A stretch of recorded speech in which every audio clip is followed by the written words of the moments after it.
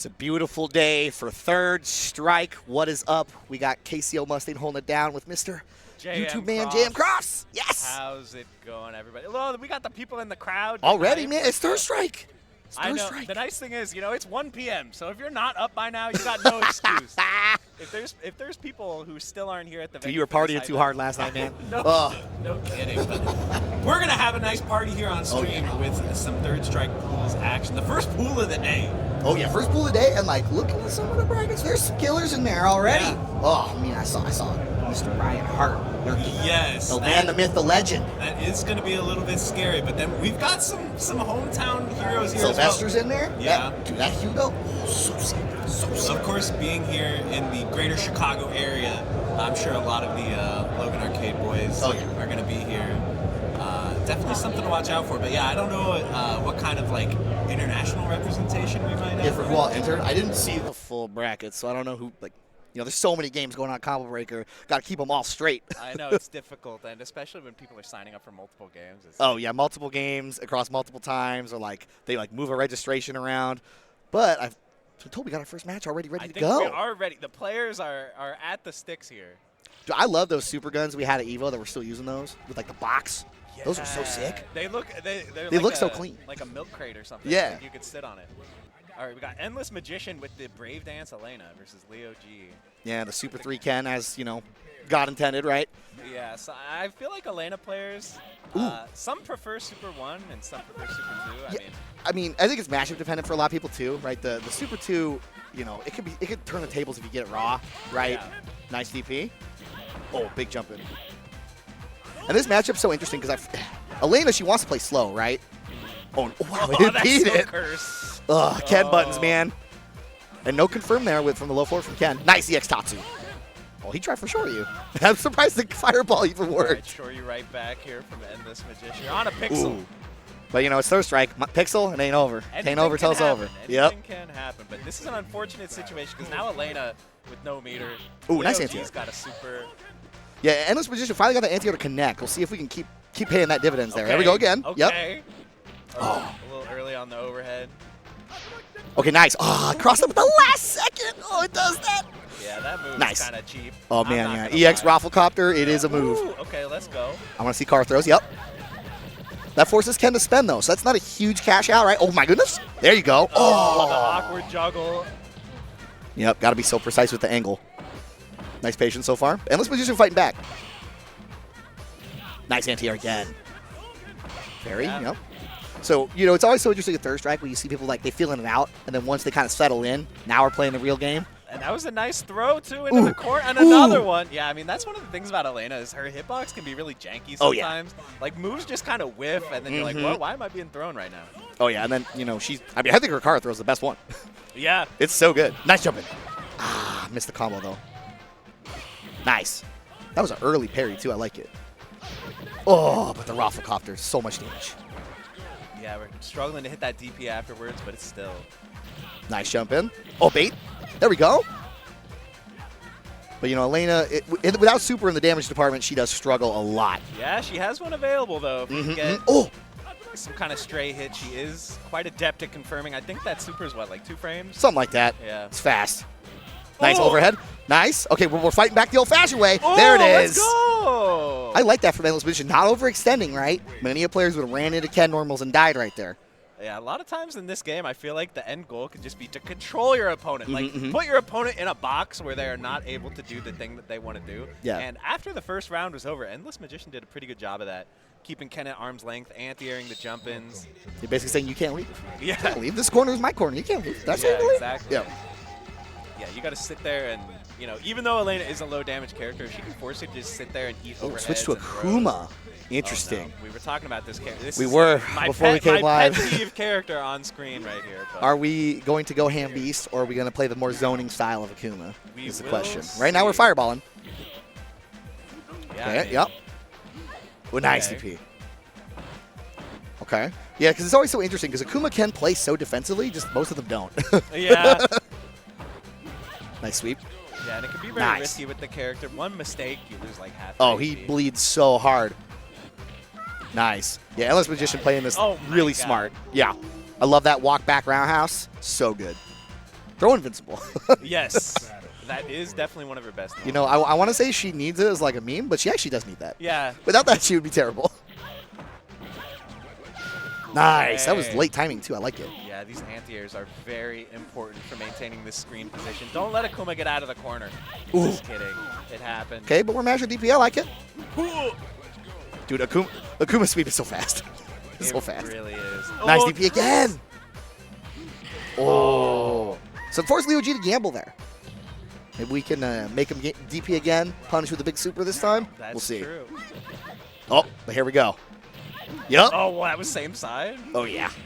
Oh, but We're you think that tossing was him. demon attempt for sure, You right? think it was Demon? I think it was just overhead because of throw invincibility. Oh! Okay, I like it. I like it. There's the wake up. The patience that time from Endless Magician, looking for the DP. Oh, I'm Got still a nice whip looking for punish. the demon. I mean, when I see Akuma with 2 meters, you just I know always assume Demon? they're scheming for the demon. That might be people just clip farming on your stream. That's what it is. Yeah, They're trying to get the. Honestly, probably. And then they hop in chat like, Yeah, GG's, that yeah, was me. GG's, that was me with the car demon. Look at me, I'm so Yeah. sick, right? And then, oh my, Oh my God, goodness, the Onyx- trade? The Rhino horn. Oh. That is going to do it. Yeah, well played. I mean, definitely we I like saw, the adjustments. Yeah, tough first round, but then after that, all the necessary adjustments were made. Good, Oh, solid. Leo G, I've played him before at a yeah. previous combo breaker. Okay, yeah, I recognize it. I was like, looking at him, I'm like, I know that guy. And how did it go when you played? I beat him, but I did not beat his son.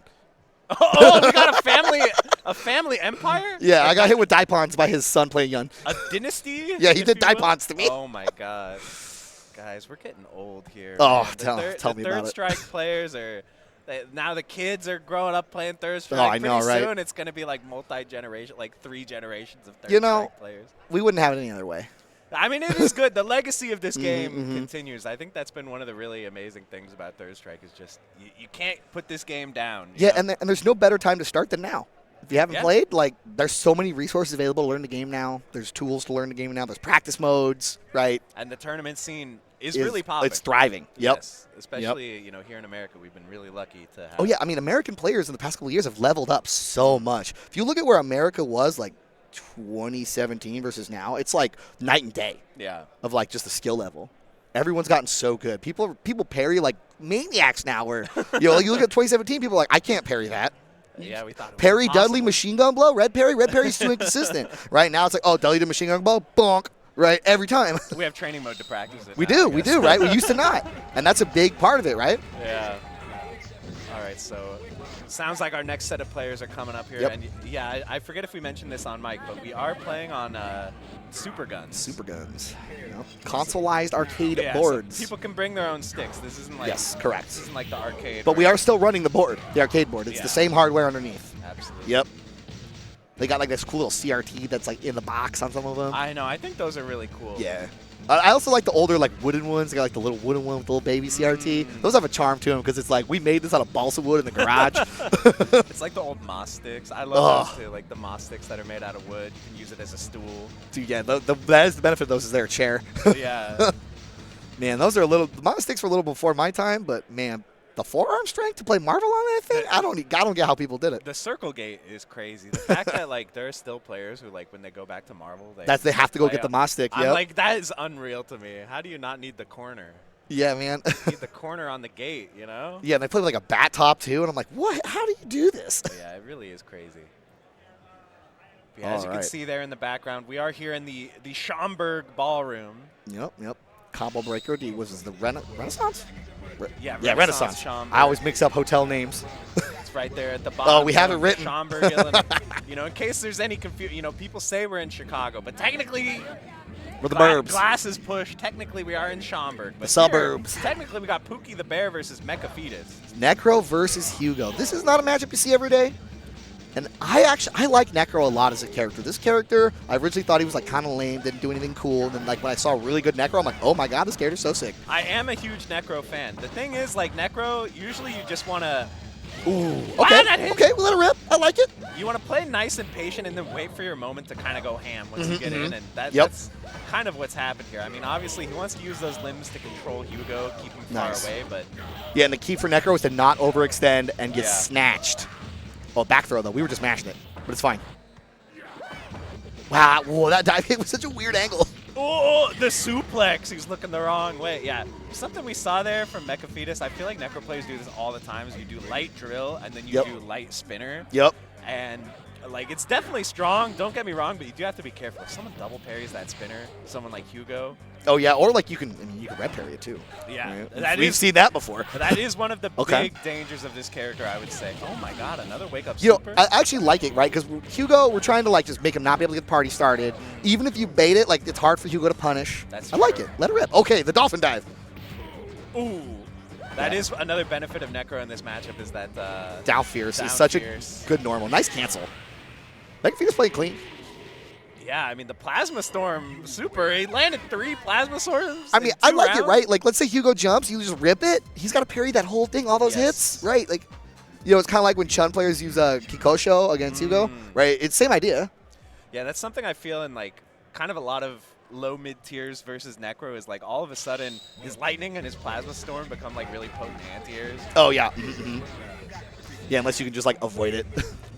Yeah, if you're, if you're Akuma or something, I guess you could just you can super jump Tatsu out of there. But not Hugo. No, Hugo too big. And that down fierce from Necro, that button is so good. And like I never realized how good it was until I played strong Necro players. I was like, wait a minute, this button's so problematic. What's going on? Yeah, his down medium kick as well. And I also like the hit grab. Oh yeah. Low. Don't be parrying me. Get snatched. Yeah. Especially against characters like Hugo, he's not gonna be able to punish that. Speaking of punish, see, look, you got away, right? I know, jeez. It's really tight time to get that punish because you can't pre-buffer it through the hit stun because the game will try to red parry you and you'll die. No absolute guard. I am starting to see the vision here. Yep. Pookie the Bear is fighting back though, hanging tough. I like that. I actually like that roundhouse. Yeah. Pookie the Bear is a great name for a Hugo player. Ooh. Oh, yeah, plus on block, I think. Whoa. Okay, a little too far for the throw. Yep, do it again. We have a punish this time? We do not! That was the big brain punish attempt, but somehow it didn't work. I mean, Hugo's anti-air grab is just so jank, right? It doesn't, like, there's so many times where it's like, that didn't work. Why didn't that work? Yeah, no SF4 Alex Valle moments here. Nope.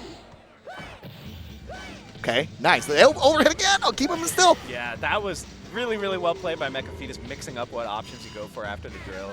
Spamming that overhead. Honestly, too. textbook, right? Yeah. Like, if you were to watch, like, Sugiyama play against the Hugo, this is, like, what we would see, right? This kind of stuff. Just not over. Well, okay, that might have been a mistake. Yeah. That might have been a mistake. Okay, nice parry. Ooh. We're just making noises here on the mic. Listen, anytime Hugo's next to you, it's a jump scare. It's a jump scare. And he does have Gigas. Yep, he's got that super one locked and loaded. But Necro just won't let him get close. Nice whip punish with that. Okay. Party starter. Let's go. Let's find something. No. No. Overextension. Yeah. Oh, it still got him. I thought he was a little. I was like, he didn't get him. He's a little far in the back. Right. But, you know, we get one on the board. Yeah, managed to steal the round, and now both players at 0 meter. This is a fresh round 3 situation. You know, a fair round, as they would say, right? A fair round, except just the fact that the players start far apart is an advantage for Necro. Like, it's a little unfair for Hugo. Yeah, I want to see some clap action. Yeah, give me some more claps, Pookie. That is it's something you can go for. Just try to stick clip out a limb, yeah. get you some bar, screws with the timing. Get whatever big hitbox out there you can. I'm sure that was a cursed dive kick, like hitting on both sides or something. Oh, yeah. Dude, sometimes it does that. Yeah. Ooh, whip punish. Nice. And it sucked him in. That was really good. The big sweep. Dude, Mecha walked so far forward for that throw attempt. He walked 10 miles for that. That was crazy. Oh, Pookie used a little EX meter there. I don't know about that because now we don't have the equalizer. Ugh. Yeah, well played. Mecha Again, you know, just control the opponent. Don't let them out of the box. Don't let them invade your space. That's exactly what Mecha did. Yeah, especially against Hugo, right? If once Hugo gets on top of you, yeah, he's a low tier, but then all bets are off once he's on top of you.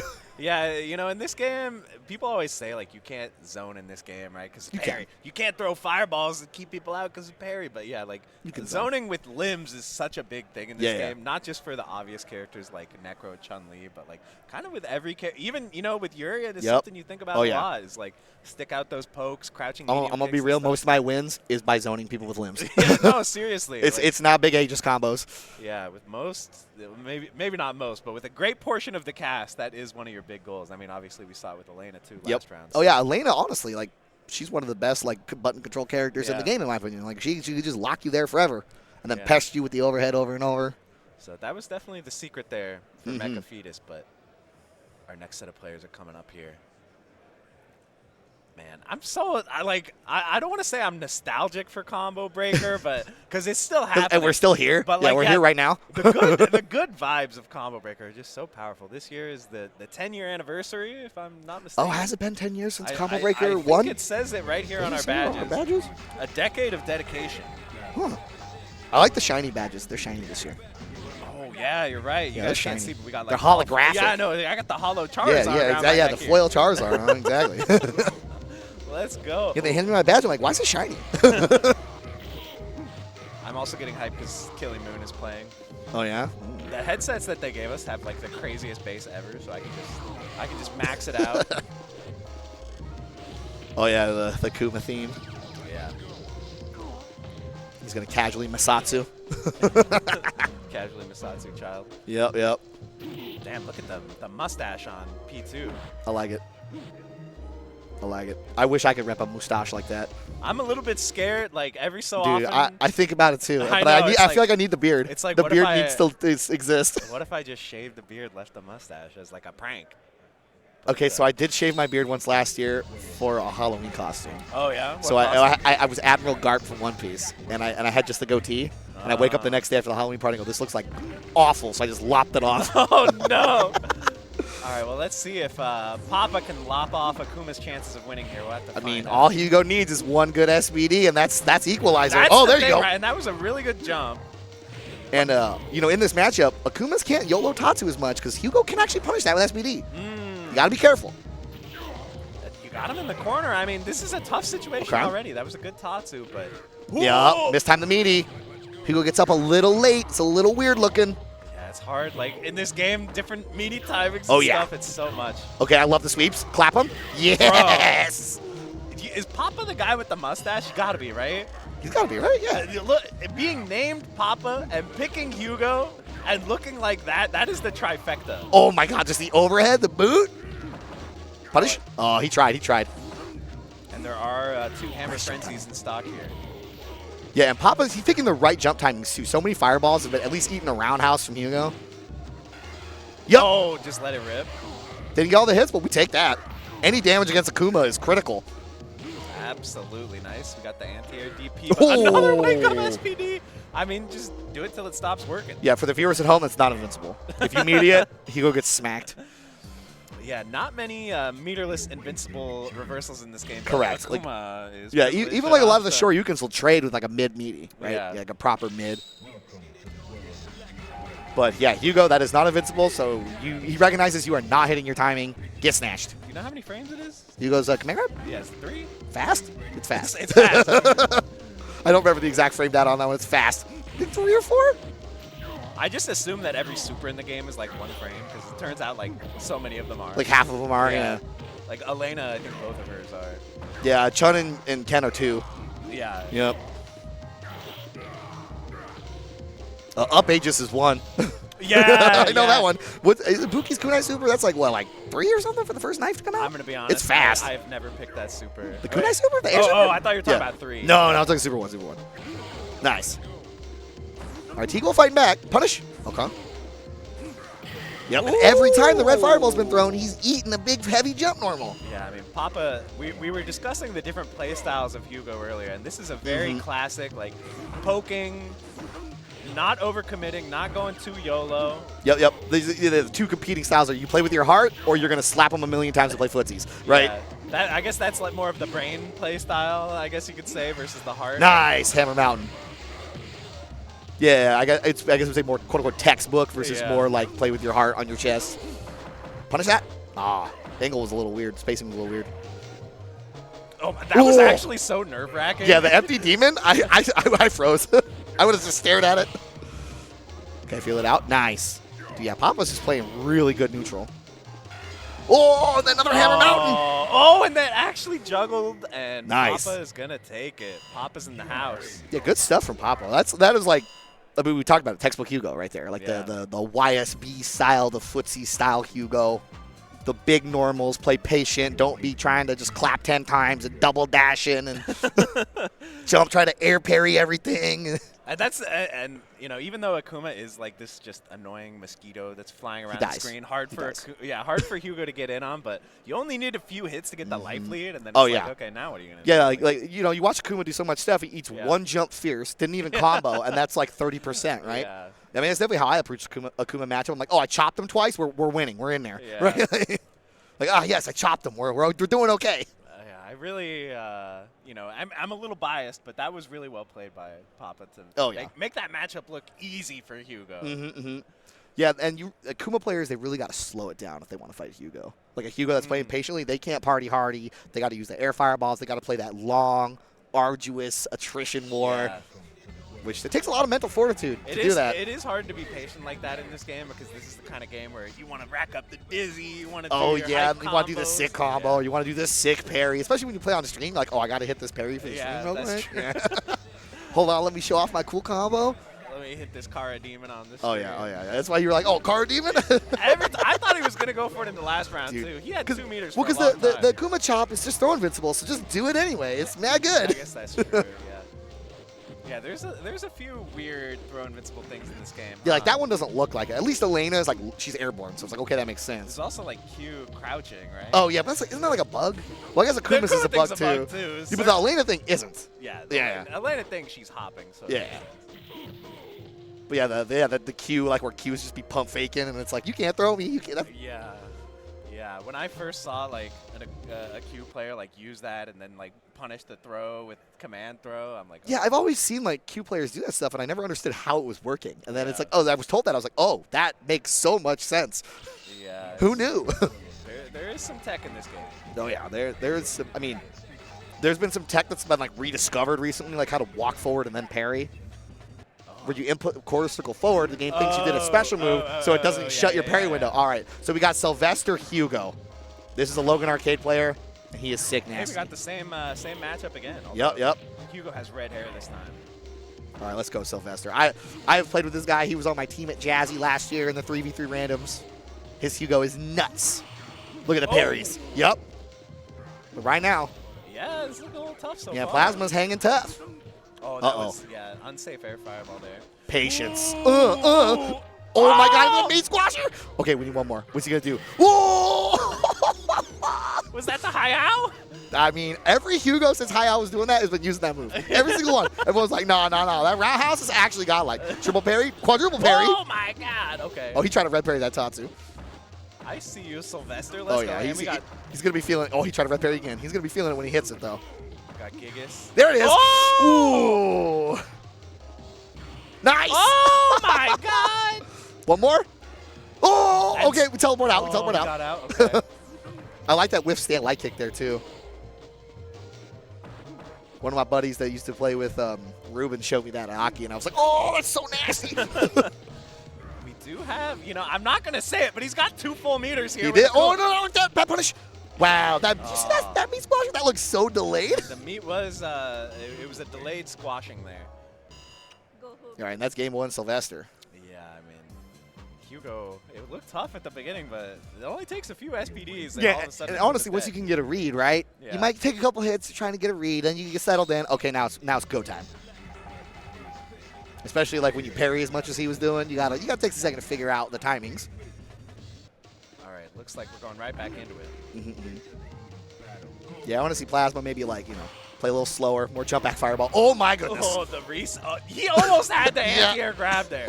I mean, it might have stunned him too. The stun was so cranked with the fierce. Look, parrying those air fireballs when you're that big is so hard. Nice. Oh, the red parry. Yeah, you can't do that block string, bro. Oh. Okay, I'm getting the hype over here. Nice. Okay, he missed one. That's fine, Good combo. Yeah, I like the extension. Yeah, the low medium kick Tatsu. Oh, he's trying to red parry it again. Nice. Oh, that might not kill though. Oh my God, he's not mashing out. Wow, roundhouse again. Oh. That was like the most hits I've ever seen on a normal grab, by the way. Remember, you do have to mash. Oh. Ain't no way. Oh my goodness, Akuma's not even at minus there. Oh my God. All right, Sylvester's styling right now. Casual 60%. Oh, okay. Okay, bro. Slow down a little bit. Oh, my goodness. Okay, okay. And then he did it again. Yes. Oh, my God. Oh, the rush! And you saw the jab whiff? Yeah, the jab did whiff. That was mad weird. It's because he, like, was moved all slow. It was weird. He was outside of the grab. Right? Oh, he's like, what was that? Dude, he's like, it's a setup. I labbed it. Yeah, it works. Apparently. You're boned. I'm sorry. That blew my mind, too. I didn't know what I just saw right there. Damn.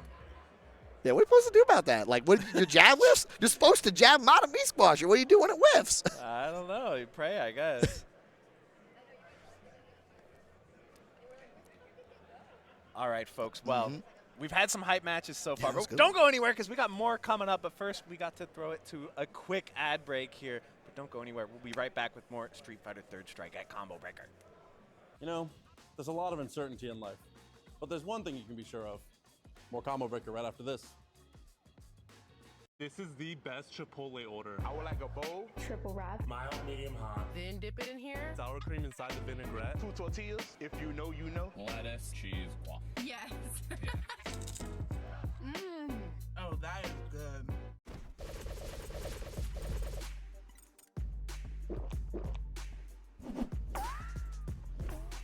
Red Bull gives you wings.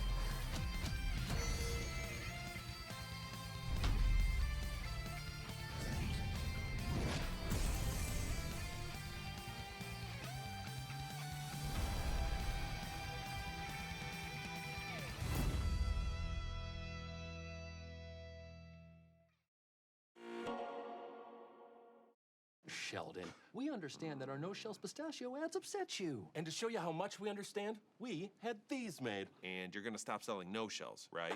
No, they're wildly popular. What do we look like? Idiots!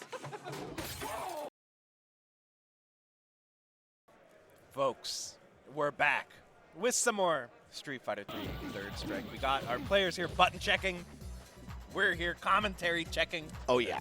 And it's, mic checking. It's a beautiful day. It's nice outside. It's nice in here. It's not too hot in here. I was a little worried it was gonna be actually cold outside, but it's beautiful. Yeah, it's like a perfect day. We got more Third Strike coming right back at you. And, you know, since it is a super gun, you can map your buttons. So you do got to make sure everything works right. Some sticks are wired a little differently. The X button's on top or the circle button's somewhere else. So you got to make, you just got to make sure. I have no clue. I wouldn't know how to reset it either, but you can. You can. I just plug my stick in and then it works. I don't know. I guess I have like a normal layout. Yeah, probably. What do you use as your stick? Kamba Obsidian. I think that's just a normal layout. I use Obsidian too, so that works. I was like, maybe I shouldn't give him free advertising here on the stream. I don't know. Oh, yeah, Hologram Mike Ross. Hologram Mike Ross, long-time Akuma player. I've played him before, and he just zoned me for like 90 seconds. Yeah, he just never win it. Well, I would like to see that happen here because the last two Akumas we've seen definitely struggled a little bit with... oh, he's looking for the handshake. Oh, he's like, oh, yeah. The pre-match handshake? Yeah, you might remember Hologram Mike Ross from various hits in Street Fighter 4 of playing Honda, like how Mike Ross played Honda. We got a Dudley. I think Dudley's pretty good in this matchup. Yeah, I mean, Dudley can stun Akuma in like one hit. It's so explosive. And like that stand roundhouse is still really good. You know, Dudley does struggle a bit with some of the Shoto normals like low forward and whatnot, but Akuma's usually jumping, so it's fine. Yeah, that is one of the things about Dudley that everyone says is like, yeah, his best pokes Are all up high. Yeah, right? they don't match up that well against the low forward, the sweep to Shoto Yep, sweep. yep. So good. Ooh, okay, let it rip. Tatsu, though. Big roundhouse. Oh, my God. Yeah. Oh, my God. I love that it was a late confirm, too. We're like, we weren't sure, so we did target combo instead of trying to go for more. I liked it. Absolute brutality, okay. Okay, wow, we didn't parry the fire. It's so hard to parry that fireball when he does it on your knee. Ooh, and One more? Tatsu. Yeah. Nice Oh, comeback that there. taunt. Oh, the post round. We're doing it. Unnecessary Let him know. roughness. We're letting him know. Okay, but now, look at this. After we taunt, we're chilling. We're back to slow game. Okay, nice air parry. That's how it starts. And that is a lot of meter here from Dudley. By the Okay, way, here we go. this is the Hey. Okay, I like it. Rocket upper. But it is. That can happen. Sometimes you. Okay. He's just dead. You know, sometimes you want that rocket upper to hit funky. You know, like the Chico PS2 combos. But, you know, that one was not the right hit for that. Oh, wow. That's fierce. Yeah, I mean, all these buttons just do so much damage against the Nice side kick. Red parry? Oh, okay. We opted to chill. Akuma can punish it anyway. Okay. I'm always like red parry because I have to punish it. Yeah, no, we got shoulder privilege here. Wow. Yeah, I like that. Mike Ross didn't press. Hologram Mike Ross didn't press a button. Oh my God, roundhouse. He's close roundhouse. Yeah, he's doing it. Oh my God. What a whiff punish too. This is. Oh, that was so deep. Finish it. Yes. Bro. Kiai, taking Fighting. game one. I like the adjustment too. Bro, it's just like the jump-ins were honestly what was doing it. I mean, we say like Dudley's like an honorary dive kick character, right? Oh, because that jump around the people's elbow. Yeah, Dudley, he's got that low jump, and yeah, the elbow is just such a hard. Yo, the actual unsung god of Dudley's jump is his jump fierce. Yes, that and move is low key messed up. That was the move we saw doing a lot of work last round for sure. Yep. Yes, low key messed up. But most people like it. They're like, oh, it's the elbow. The elbow is important, but whew, nice sweep. Uh-oh. Yeah, Okay. once they start guest pairing on Wake Up and you're Dudley, it's like, oh yeah. Oh, nice. So we did. Oh, he did get the cancel on the short super, even though the first one whiffed. Okay. Oh my God. Wow. The crouching damage. Oh my God. So that that was a changeup from hologram Mike Ross. He kind of just started going in. Yeah. It worked But out, Kiai then- did not fold. Yeah, Kiai had the nice parries there. Mm-hmm. Okay, I like the roundhouse walking forward. Beat a couple fireballs, but whatever. Wow, I didn't know what side that was going to be on. Ooh. Man, hologram Mike, he was looking for the parry on the anti-air. Okay, we're poking with Tatsu. Yeah, hologram Mike Ross starting to let it rip a little bit, but he needs to find something. Okay, I'm feeling it out. Oh! Whoa! Cross counter? Yeah. Uh-oh. Punish time? Punish time, yep. Okay, opted for a simple combo. I like it. Get some bar. Control the corner. Chop. Ooh, let's go. Mm-hmm. Gonna play the patient zoning game here. Oh, yeah. We're almost to another super, too. So Akuma can get this and be happy. Yeah, look at that. He's basically got it.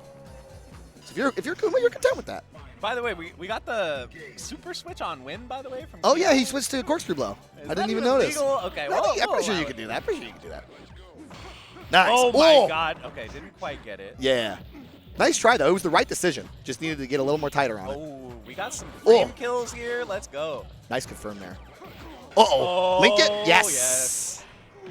Yeah, speaking of, like, one-frame supers or whatever, I don't know how fast. It's fast, guys. I know the timing on the overhead into the corkscrew blow is like 1 or 2 frames. Wow, really? It's tight. It's tight. But I guess you can piano it. Yeah. Well, I mean, if you really are being optimal, I think you want to do fierce because he goes almost forward. Oh. But if they, because you know, like the different strengths change the distance he goes, right? Yeah, and I didn't know that for the longest time because I was always like, how come sometimes I can punish corkscrew blow and sometimes I can't? Because it depends on which one they do for the. And there might be maybe they all combo fine. I don't know. Probably depends on spacing. But if they're in the corner, you're up in there. It doesn't matter. Yeah, but that time, Dudley was looking pretty strong for sure. Yeah. Oh, yeah. I mean, that character, you know, he's not like talked about like some of the top tiers are, but Dudley's pretty nasty. He is. I would like to see Dudley come back, man. Where's Dudley in SF6? Same. Where's Makoto in SF6? People get mad when I say that now. Because the drive rush. Yeah, I feel like the Twitter Makoto haters have launched an effective Listen, campaign. that character has scarred people for life in both Street Fighter 4 and Third Strike. But she's not even that good in 4. I mean, did you see Haitani play her in 4? Yeah, Haitani's goated. Oh, we got Yogurt Brain. Uh-oh. Oh, let's go. Yo, Yogurt Brain's Ibuki is a work of art. Absolutely. Yeah. It's so nasty. Oh, my goodness. Who I have a bit of an affinity for. Mm-hmm. Yogurt Brain, the local. People always tell me, they're like, oh, you're yet another Ibuki player from Chicago. So I guess Ibuki must be pretty common. There's a couple of Ibukis who play Logan. Yeah. Yeah. I think Yogurt Brain won their qualifier a couple weeks ago, I think. I know, his Ibuki is sick nasty. It is sick nasty. Yeah, absolutely. I believe at their auto qualifier last year, he full parried the whole Chun-Li super and then lost the round. No! And with Ibuki, you could just parry the first half and then dash. You know, dash through. He did get the punish, right? He just didn't kill Chun-Li and then he lost the round, right? Okay. Yeah, because, you know, he ate a Stan Fierce. It was over. That's such a bad matchup. That matchup is miserable. I have no idea how you're supposed to play it as Ibuki. But people tell me, like, this is like the hot take, is people are like, actually, Ibuki's worst matchup is Yang. Which, I mean, I can see it. I don't necessarily agree, but I could see it. For sure. Yeah, I can see it. I can see it. Yun and Yang are both really hard. Yeah. All right. So we got Yogurt Brain versus Denjin Ryu. And this is actually, I like this matchup as Ibuki. Because it's like Ken, but not as hard. It is, and you have a lot of advantages against the Shotos. Like they're tall. Ooh, so that hits so meaty. That was crazy. Her jab is really good against them, her forward heavy kick. And the other thing is that when he does Denjin, a lot of times you can just do down forward medium kick and you just go under it? Yeah. Oh, that's sick. Like he really has to. Can you neck breaker under it? EX neck breaker? I don't think or so. That's my Street Fighter 4 brain. I don't think it's fast enough. But like, no, roundhouse. Oh, my goodness. Oh, my goodness. God. The vortex begins. Bro, I was like talking about some nonsense. Next thing I know, he's dizzy. The round is over. You know, because when you get that super jump cancel off the close roundhouse into the target combo, it just gets so brutal on the mix-ups there. Okay. Ooh. Man, he's always buffering that target combo, too. That jump jab, okay. Oh, we just cleared it. Just jump in. Wow. And nice the link, confirm. too. Yeah. Nice. That's so hard to do. That's so technical of a punish. Good awareness. And there was, again, like the EX kunai into the sweep. Like, good awareness of what the frame advantage is going to be. Oh, okay. I thought that was going to hit like so meaty on the kunai. Oh, and hand kicks. Overhead into overhead. Oh, Yogurt Brain looking clean. Yeah, this is looking a little bit tough here for rotisserie, but it's definitely not over. Denjin. No, Denjin is never out. Yeah, you can never We've seen count it that too many super out. times. Yeah. Like, and then when they get you with the fireball cancel into it to get you with like, is it a fastball? Is it a slow ball? What are we doing? Oh yeah, that's when it gets real scary against the Denjin. Yeah, but Ryu, if you're close to Ibuki, you just can't do that at all. Because because she wakes up too quick. Yeah, crouching medium kick will just go under. Like crouching medium kick is frame 1 short hitbox. So. Yeah, and yeah, Ibuki gets up faster than most of the other characters, right? So the Oki timing doesn't line up. Oh, what a whip punish that! That's insane. Oh my God, what side are you on? Whoa! All right, we're opting for just the Kazagiri kicks as the ender. Oh my goodness, the blender. Yeah. Oh my God! That was so Was that 4 sick. dashes? 3 dashes? Something like 4? that. The confidence to just dash. Uh-oh. Oh, nice punish. Punishes, Amazing man. punish. Okay. Timing wasn't perfect. We ate the throw. Oh, but the parries from Yogurt Brain. That linked? That links? Yeah. What? Could she cancel that into EX Samuchis? Usually you're too far. Too far? Okay. Combo. Oh, stun is almost issued. Here's the Denjin. Yeah. Yep, there's the slide. You talked about it. Oh my goodness. What do you do? Like, we just leave the corner. Yogurt playing. He's playing so clean. Man, that was ridiculous. Like most people have never fought an Ibuki like that ever. Yeah. There aren't many Ibukis like that in the world. Yeah, it's so frustrating. It's like you're one way back into the match as Denjin, and then she's just like, nah. I just scoot underneath. Yep. Yeah, and that was even with what I talked about. We throw the fireball to try to screw up the timing. Yeah. Even with that, he was like, "Nah, it's cool. I'll parry it." Yeah. Well played. Easy peasy. Yeah, Yogurt Brain definitely showing us the skill that we would expect. Yeah. And like watching that Ibuki, it's such a treat. Every time I see it, I'm like, maybe I should learn this character, and then I don't. And then I don't. Yeah, we've had some interesting characters so far. I mean, we had three matches of Akuma versus Hugo. But I mean, we've had Necro, Ibuki. Yep. Akuma. We had Ken and Elena. Yeah, Elena. Not a whole lot of like top tier representation so far. No Chun, no Yun on stream yet. Maybe they're discriminating. Maybe the bracket runners are like, nobody wants to watch Chun. Ken. Nobody wants to watch Ken. That guy plays Makoto. Don't let him on stream. You'll ruin Makoto's chances of getting into SF6 if you put her on stream. Don't do it. Yeah, especially if we get like, someone playing Super 2, Makoto, getting the double Fukiages. Oh, yeah. You're just like, oh no, we can't let the people know about this. Yeah, we have seen it with Joe, who's 4C Joe. Yeah. Yep, he's a known double Fukiage doer. Yeah. Yep. I think 4C Joe's going to be on commentary later. I think he's later. I think I saw him. Yeah. But yeah, we'll probably also see him there in the brackets landing some uppercuts. Yeah, doing that up punch. Yeah. Dashing at you, doing instant jump fierce because you think you got out and he just smacks you back down. And you're like, oh. Do we think this game, I feel like Guilty Gear is the game where everybody hates every character but their own. But do you think that's kind of true for this game too? Kind of. Like my character is so honest. It's actually, so it's not that everyone hates everyone else's character. It's that everyone downplays their own character. That's true. Right. The Chun-Li propaganda downplay machine is so real. What are they saying? Dude, they say that Yun bodies her. Oh, yeah. They say that Ken, it's like not a winning matchup. They're like, Chun-Li's got all to do this hard stuff. They're like, oh, here's these options that like body everything she does. She has no anti-airs. Right? It's like, okay, bro. Okay, bro. And then all the Ken players are like, my character is honest while they set play you to death. Right? Ken players, whether it's Third Strike or SF6. Oh, yeah, dude. You can't trust those Ken players. The downplay machine is real. I've seen Phenom on Twitter talking about Ken. All right, looks like Sylvester's coming back on here. More Hugo. Versus Urien. Okay, so this matchup, so like obviously Urien wins it in my opinion, but you have to play really cleanly, and if you make a single mistake, you die. Because SPD beats all of your oopsie-whoopsies. Hugo also can punish tackle pretty easily. He just does down medium kick. Get that knockdown. It's pretty easy. Okay, jump roundhouse. I like it. Yep, stand medium kick. Those are the buttons. Yeah, like we said, you can zone with normals in this game. Oh, I love the roundhouse, but it was too high. Okay, nice. Get the headbutt for the knockdown. Patience. Clap. Nice, and you do got to be ready because the up fireball can tag Hugo because he's so close. Early Aegis. I don't hate it, though. Get some bar. It's chilling. Oh, my God. I like that. Whoa. I like the decision a lot. Clarity was starting to get a little momentum, and then just reverse it. Yep, back to the corner. Okay, wow, we blocked it that time. Yeah, we blocked that time. Oh, you had to confirm there. Ooh. Yeah, using that jump roundhouse from Urien. Oh, no. Yep. Yeah, see, and even that was pretty well spaced, right? You can always punish it. Throw an Aegis. Just rip it. Delirium beat it? That was crazy. So I was sure medium punch was going to win. I was sure. Well, we do have 2 meters stocked here. Yeah, we can rip some Aegis. Oh, that was so sick. You have to one hit? Oh, not the roundhouse. No, not the Oh, no. Oh, Jesus. And the meaty?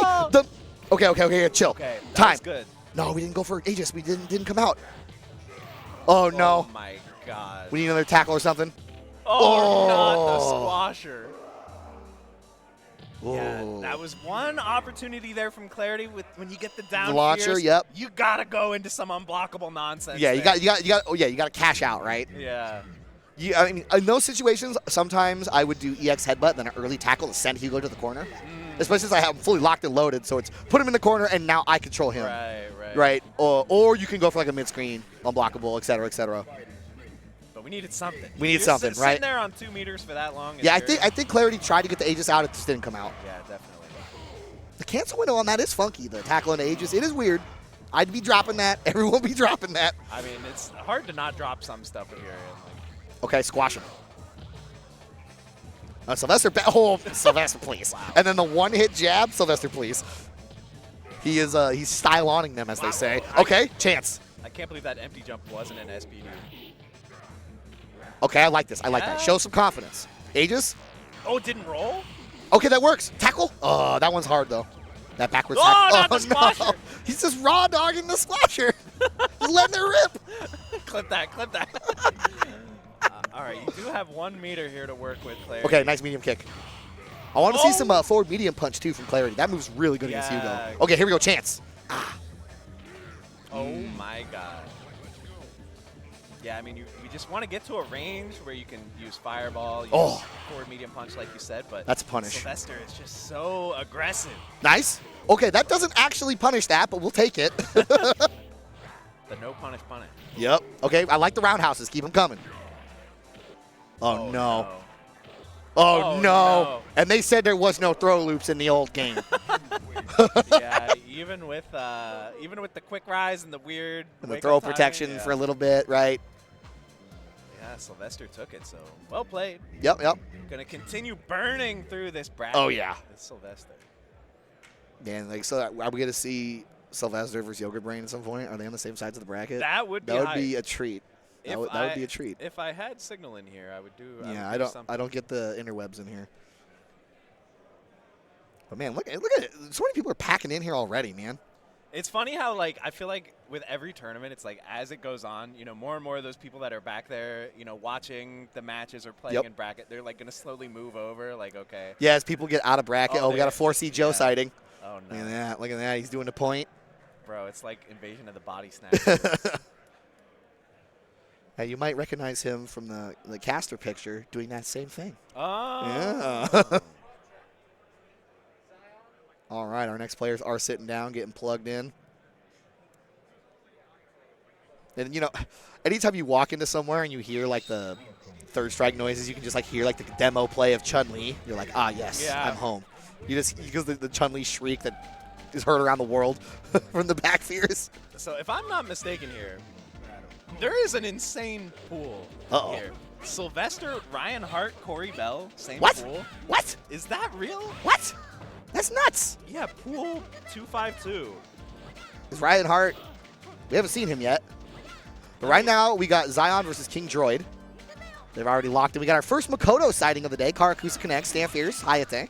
Wait, are they playing for real? They're playing for real. I thought this was, no, this is oh, this is butt checks? Okay. They look like they're playing for real for a second. No, this is butt checking. I was looking at my phone. I was like. Okay. They're butt checking. They're butt checking. Yeah, because he just eats the Fierce. Pro tip I didn't know for a long time, when you got playing on event mode or whatever and you pick the wrong character, hold down bat. So you take more damage, so it resets the game quicker. So I think that Ryan Hart DQ'd out. So oh, he did DQ out? That's unfortunate. Ryan Hart must be focusing on other games. Yep. But Corey Bell is still in winners. Yep, I imagine we'll get the Corey Bell Sylvester. Yeah, Corey Bell and Sylvester are on different halves of the bracket. So they maybe won't play. Yeah. Not until second round. And, yeah, the whole, like, both winners people get out changes the bracket math so much. I'm always like, wait, what? There's also, Yogurt Brain, Endgamer, Hologram, Mike Ross are in the same pool. Okay.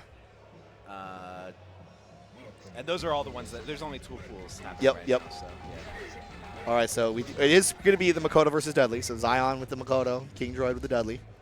Yes, indeed. This is a slugger battle. There's 2 characters that want to stun you. Yep.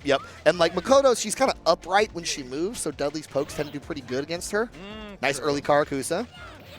Got to put the fear in them early. Oh, no. Let's do it again. Do you see a third one? Or we go for EX? I like it. Knockdown.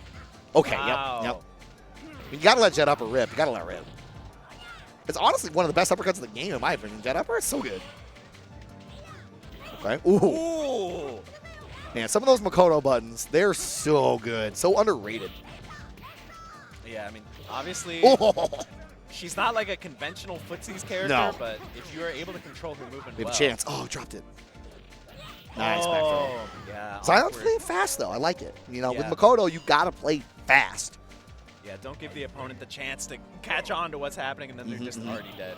Yeah, and, like, you know, her normals are really good, but they're all really weird and specific. So, like, if you're trying to play a more conventional footsies game, she's going to get outclassed. But if you play a footsies game at 1,000,000 miles an hour. Yeah. I do think one of the advantages Dudley has in this matchup is, like, his aerial control. Oh, yeah. He can actually play the air-to-air game against Makoto very well. Jump Fierce, right? We talked about Jump Fierce earlier. But right now, Zion, he's playing smart with the Hayates. Oh, that was it. Link it. Nice confirm. Not quite going to kill, but this is a very dangerous situation here. Oh, the cancels? The cancels? You see that? The Hayate cancels? Oh, we were just styling for that one. Yeah, Zion looking pretty good here, but King Droid, it's not over yet. Don't lose hope. I honestly love it when Makotos do the Hayate, hold it and cancel it. Like, because it just, like, it gets your brain going fast, it gets your hands going fast, it gets you playing, thinking fast. It's like you gotta increase your APS. Yeah, exactly. Yeah, it just gets you flowing quick. Speed read a book before the round starts. Yep. All right, so game 1 was to Zion. Oh, that dash under? Okay. Mashed out of the neutral throw. We missed that earlier. Yeah, seriously. Oh, sweeps? Yes. Yes. Okay, missed the third one. I like the dash out of the corner. I mean, that just... Ooh. Ooh, okay. That roundhouse hits so deep. Get back to the other corner. Oh, throw out of the corner. Zion refuses to be cornered. Oh, okay, here we go. Got to finish your plate. There it is. Yeah, we've seen a couple of those jump roundhouses hit, but finally, the full combo. Yeah, it's so hard to confirm those. You know what's crazy when you see like some Dudley players, they hit that jump roundhouse, they just link super, or they just link uppercut because it's like they can do it. Oh my goodness, do a third one. Okay, we offer fierce. I respect that. I respect it too. I wanted to see a third one real bad. Okay, here we go. Oh, he must have blinked his EX. Ooh. That was spooky. That was spooky. Okay, I like how King Droid is adjusting though. Oh, big jumping. Can you link off the? I think you can link off the down strong in the corkscrew. Uh-oh. Uh-oh. The normals. The anti-airs. Oh, no. Oh, that hard work just to get snatched. That's the thing with Makoto, man. Like, she puts so much fear into you. Like, oh, yeah. all your approach attempts are just stopped by those normals. And then you ice up for 1 second and get grabbed. Yeah, the second you give her the opportunity to dash. Okay, here we go. A. Okay, misses it. Nice. Oh, doesn't go for the nice. super, though. Went for the red parry. Woo! We'll take it. Oh. I think he was trying to do the corkscrew blow to like screw up the punish. Okay, with your chance. Need one more. We need one more. Being slightly greedy here. I hope it doesn't backfire. Okay. Yeah, I mean, the sweep combos are kind of awkward on Makoto, right? She's got a little weird of a hurt. But I think she had to do machine gun blow first, light machine gun, and then you follow up. I might be backwards with another character. You can do that too. Regardless, we are going to game 3 here. Yep. I think, is this our first game 3? No, you've been a couple. Okay. And yeah, I like the adjustments though from King Droid though. It's big adjustments. He's like not falling for the Makoto traps. He's starting to set the pace. Which, you know, if you let Makoto drive, you're gonna have a bad time. I mean, yeah, Dudley just got driven in here on a car, so he might not be used to being behind the wheel. Did Dudley ever find his car? Did he ever, like, Gil took it. Did he ever get it back? I don't know. The world may never know. I have never beaten story or arcade mode with Dudley. I don't know. Oh my goodness. Nice confirm too. Jeez, wait a minute. But here we go, chance. Escape. Uh-oh. Wow. Okay. That was such a necessary jump. Yeah, Zion had to try to force it, right? Yeah, everything could have turned around. Oh, I love the duck in early. Oh my god. Okay. We didn't believe in it, but it's okay. Oh, another one. Another one. Oh my god. Oh, okay, punish. Oh. What is round? Does roundhouse punish that? I think it does. It might be doesn't. Oh my god, the jump-ins are all connected. Oh my god. Okay. Okay. Chance for Makoto. Yep. Yeah, we got to see the EX to push to the corner. Yeah, I like the uppercut as a response too. Nice block. Uh-oh. Ooh, good parry. Oh my god, what's happening? What's the mix? The overhead. Wow, King Droid took it. Yeah, corkscrew blow, such an underrated reversal super. Yeah. It's so good. I mean, you didn't perfectly have a move already on top of me when the super comes Get out. smacked. Like, yeah, get smacked. And then, like, if you do the light one, you don't go that far forward, so you can make it, like, hard to punish. And, like, you know, a lot of characters, they, like, block the first hit, try to red parry if people do that, or they try to parry the whole thing. Just awkward. Yeah. Yeah, that's mad good. It gets him out of Aegis. Sometimes it can get him out of Aegis, or, like, he'll hit me, and then he'll take one hit of the Aegis, and the Aegis will go away. Man. Like, he'll just spend it. This character might be kind of cheap. Yeah, Dudley's pretty good. Dudley? Yeah, and then when he throws a rose at you, and you want to parry, and then you parried, and then you died because of it. That's the trick. Yeah, that's how they... Don't parry the rose, just block it. Joker's trick right there. Yeah, he wants you to parry it. That's what it's more plus if you parry it sometimes. Kind of like Hugo clap. It's like, he kind of wants you to parry it. Yeah, or like Akuma red fireball. Yeah. Yep. You gotta go parry, dashes up and lows you, and you're like, aw. Good times, guys. Yep. Good times. Yeah, third strike. Maybe I can get another update on where the brackets are at. Yeah, I mean, I imagine we'll have Yogurt Brain coming back up. Sylvester I think it coming might back be up. Yogurt Brain versus Mecha Fetus at some point. The Necro player? Ooh. We also have Tough Gnarl in that. Oh, we have Tough Gnarl in this bracket too? Elena? Oh, and we've also got the most exciting thing here, which is an ad break for you guys. Yep. So don't go anywhere. We'll be right back. More Third Strike. That's what I'm talking about. More action just like this coming up after the break. New Chipotle Honey Chicken brings a hint of pure honey and seared smoked peppers with fresh chicken hot off the grill. For Chipotle heat with a touch of sweet in a perfectly balanced sauce. Chipotle Honey Chicken takes heat and sweet to a whole new level. Get $25 off your EVO 2025 ticket this week using the code CB25 and join us in Las Vegas this August.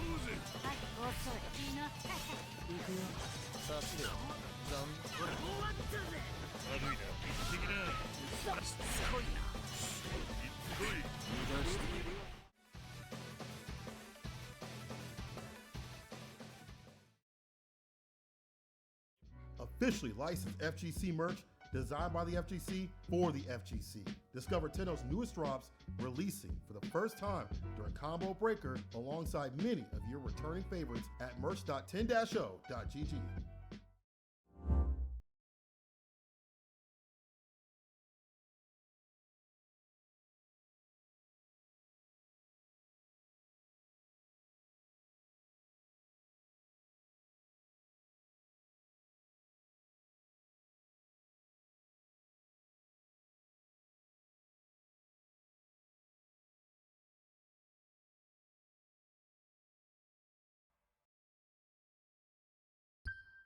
Sheldon, we're definitely not making flavors of no-shells pistachios. Then why are you dressed like that? You got us. We are making honey and chili flavors. Are we? Yeah. Wait, then why are you dressed like that? My wife likes it. Spicy. 4-alarm fire in the boudoir.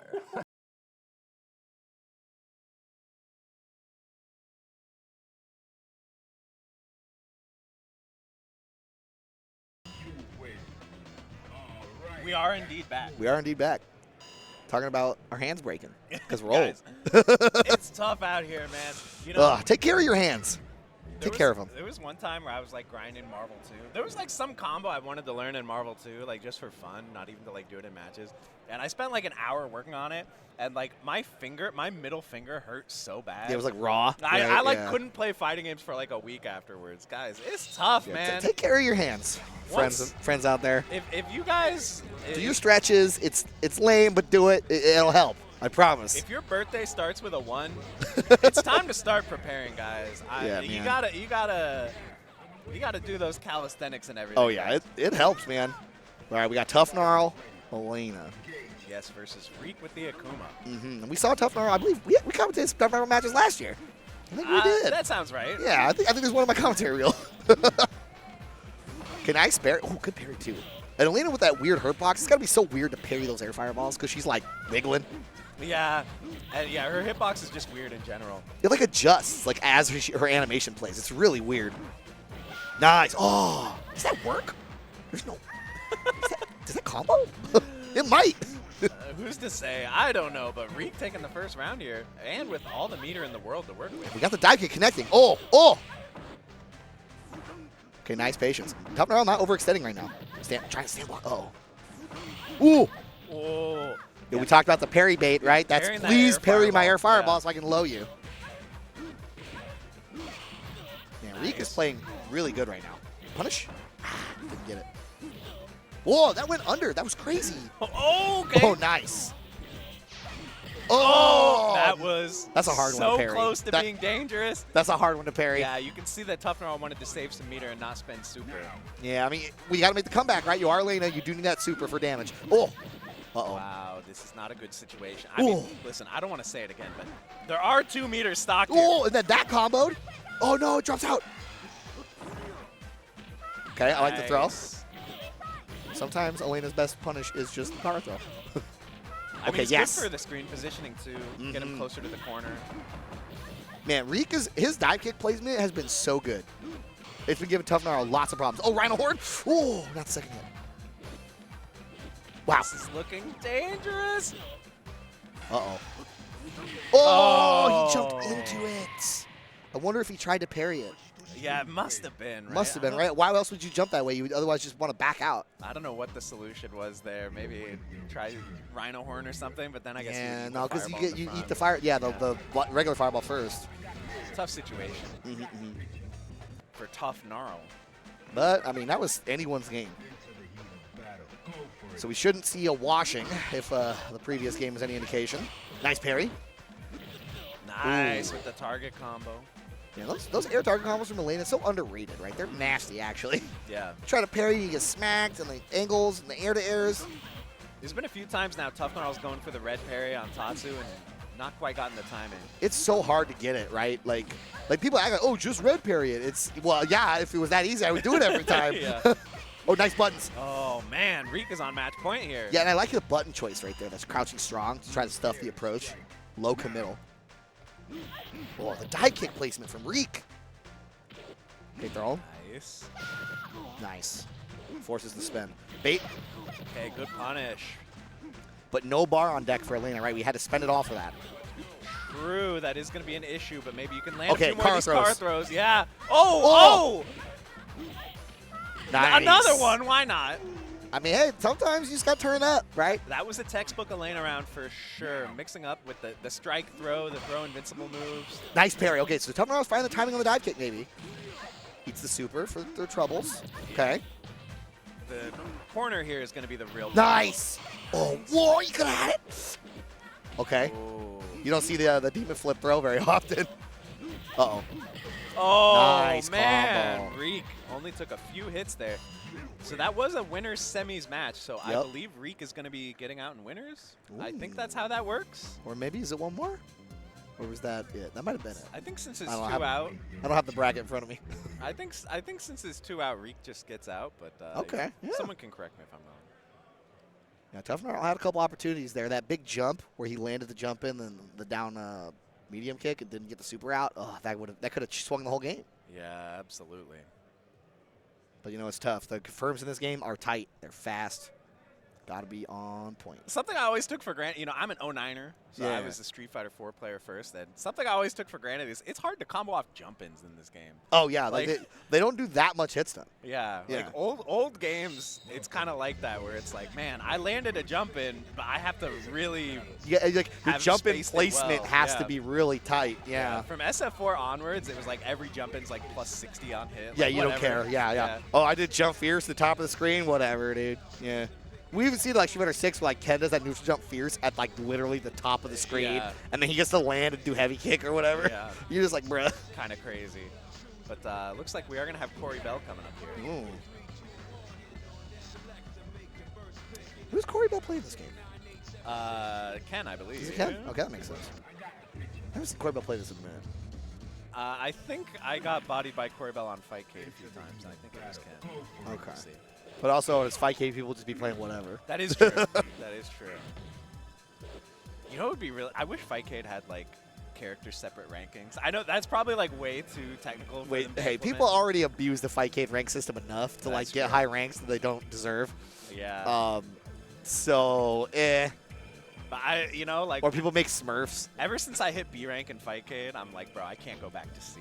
I can't play my alts. I'm only playing alts on unranked. I'm like, I can't go back to C, guys. You just got to make your Smurf account like everybody else. That's true. Everybody else is just like the definitely not JMCrofts account. Sometimes I do it. Like, I do have a secondary account that is to avoid, like, GG's that was me type situations. Yeah, or like honest. stream snipers and stuff. Yeah. There's a little bit of weirdness, like, not to... Well, it's because you get to pick and choose who you match with, right? So then, like, of course, people are going to be like, oh, that's JMCrofts. Gotta go play him. Not to be like, oh, I'm so famous, guys. But yeah, like the chat, the Fightcade chat gets a little bit weird sometimes. Fightcade chat.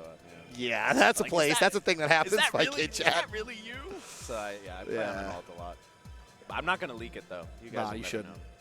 You need that privacy so you can play and have fun and enjoy yourself. Exactly. I don't have an alt Twitter though. That's something I've been thinking about. I was like, should I have a secondary Twitter where I can, like, you don't start need to look flame at Twitter wars? more. That's true. That's true. Can I look at some unadulterated brain rot?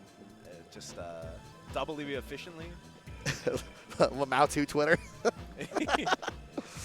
Yeah, right, we got Endless Magician here versus Corey Bell. Yeah, and they let time over for some reason. I don't really know. You guys button check? Is it like a button check? Is it a stick issue? Controller issue. Uh-oh. So, you know, on these super guns, certain modern sticks that have blinky lights, they pull too much power. Oh, no. So you got to make sure you disconnect your blinky lights before you plug into the super gun, because we don't have, I don't think some of them might have power boosters, but not all of them. I think Corey Bell is, you know, been on the messengers here trying to get in Can someone lend me a stick? Yeah. I got one over there. You can go get it. I left my stick in my car. I was like, I'm not going to need it for now. But yeah, be mindful of the super guns. You know, this was a board from 1999, so it doesn't have the power output That is to funny. controllers. I never thought about that. Yeah, I learned about this because I modded a PS2, and I had like controller converters, and then my Obsidian 1, which has lights on the side, wouldn't work. And I'm like, but my Hori stick does. Oh, it's because of the blinky lights that pull power. PS2 didn't put out enough power. Right, I learned this playing Sailor Moon with the Super Nintendos. If you have a controller that needs anything extra, the Super Nintendo's like, can't do it, bro. Oh, yeah, I'm sure there's like nothing coming. Yeah, and for the Super Nintendos for Sailor Moon, a lot of them we had power boosters. Yeah. That makes sense. Yeah, so make sure if you're playing on your super gun, your stick works with it. Get rid of your blinky lights. Yeah. And like you can just go into your stick and disconnect the lights to go play, then go play Third Strike on a lot of them. They're pretty good. It's pretty doable these days. Yeah. Yeah, I mean, I remember the old sticks that were like non-moddable, like the Hori EX2. Did you ever play one of those? Yeah. You like couldn't disconnect the buttons without like a soldering iron and stuff. Yep. The Mad Catz changed everything, man. You guys don't. Dude, the TE1. Mad Catz the was TE1? goated back in the day, man. Yeah, the TE1, that stick was actually good. Even the TE1. SE, the SE was good if you replaced the parts with Sanwa. Like Yeah. SE was goated. No, I had my first I had like one of the cheap Ori ones, and I got the Street Fighter Cross Tekken TE1, the Xbox 360 one, and that still works to this day. Dude. Yeah. Shout out to Mad Catz. Oh, all right, Shawn. I see. Playing Shawnathan. Actually, I think I fought Corey Bell's Shawn on Fight Game. It's all coming back to me. Dude, and that tornado kick from Shawn is not good on hit. No, that is nice one parry. of this character's issues. Is, Yep. Yeah, like and that target combo, unsafe. that's basically what he gets there. He doesn't get much more than that. That right there, that's all you get. Okay, wheel kicks. And once he gets the meter, Shawn can have some potential here. Yep. And, you know, Shawn is not very good, but he has a lot of shenanigans that people just aren't aware of. That's right? true. They don't have a lot of experience against it, and then if you don't know, it's actually kind of scary. Yeah. Yeah, I mean, the fact that, like, his Tatsu is unsafe, his overhead kick is unsafe. Yeah, so much of it is unsafe. He doesn't really get combos until he has super, right? His SSGK, though, is pretty good. He actually has a good SSGK. If you don't know what that is, don't Google it. It'll confuse you. But I still don't know what it stands for. Does anyone I don't know what it stands for either. It's like a Japanese translation. It's a defensive option select. Yeah. It's a parry throw break option select that you can use offensively with certain normals, like Shawn's close medium kick. Nice. Wheel kick. But Endless Magician fighting back. Nice. Oh, I think he's going to fall out. Oh. We've seen that every time today, that super they've fallen out. Yeah, that is one of the unfortunate aspects. Oh my god. We ripped it. The damage. Corey Bell nods. Is like, Yeah, I knew that would work. Oh, and then we got the taunt, the IRL taunt. Doing the Shawn Wimp pose, Let's IRL? go. We're jamming out here. Oh, yeah. And, you know, he does got the basketball setups. The little taunt, right? Throw the ball at him. Yeah, Shades of Dudley. Yeah, another one of those setups that sometimes is parry bait. Yeah. Don't fall for it, guys. Yep. This is something I learned from Automatic was, do you know if he hits you with the basketball at the start of the round, he gets a little meter? I did not know that. Yeah, like in his intro. What? But he can only do it on his stage. Oh, my God, the double overhead. Corey Bell. Okay. Corey Bell playing a little mannered right now. Yeah. I mean, I guess when you're playing Shawn, you're trying to style, right? You're trying to show off. Okay, eat some mouse smash. Let's go, Endless Magician. EX Tornado. Nice break. Ooh, I like that. I like it, yeah. Sheesh. Dash up sweep. And I mean, yeah, even though Shawn is one of the worst characters, he does have Shoto normals. They're Shoto normals. They're pretty good. They're pretty all right. That crouching strong's pretty good. He does not have a Shoto DP, unfortunately. No. Oh, bad punish because it did side switch weird. Okay, we throw Tekken. All right, Endless Magician needs to find a way to get some damage, right? Ooh! Oh, is that combo? No, I was like, no way, no way. There we go. That's good damage, like that. And we almost got another one on deck. Nice! Nice throw bait. There's that janky DP actually connecting.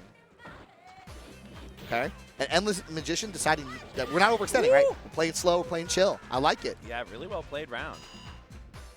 You know, it is Shawn, so once you get kind of figured out, he can't do that much. All right. Wow, Corey Bell tried to bring out some tackles, yeah, though. Corey Bell is going for gimmicks for sure. Yeah. Okay, we need to punish on this. That's probably probably optimal. But Super is on deck. Okay. Nice.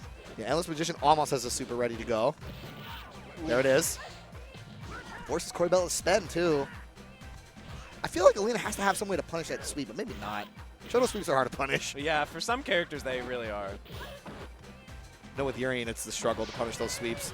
Turn around back. Oh, okay. I was like, turn around and do it backwards? Ooh, there goes a chance. Wow, that was so awkward, the whiff cross-up. Super confirmed from Endless Magician would take it. Oh, nice patience. Doesn't get the punish. We need just raw super or something. Aye!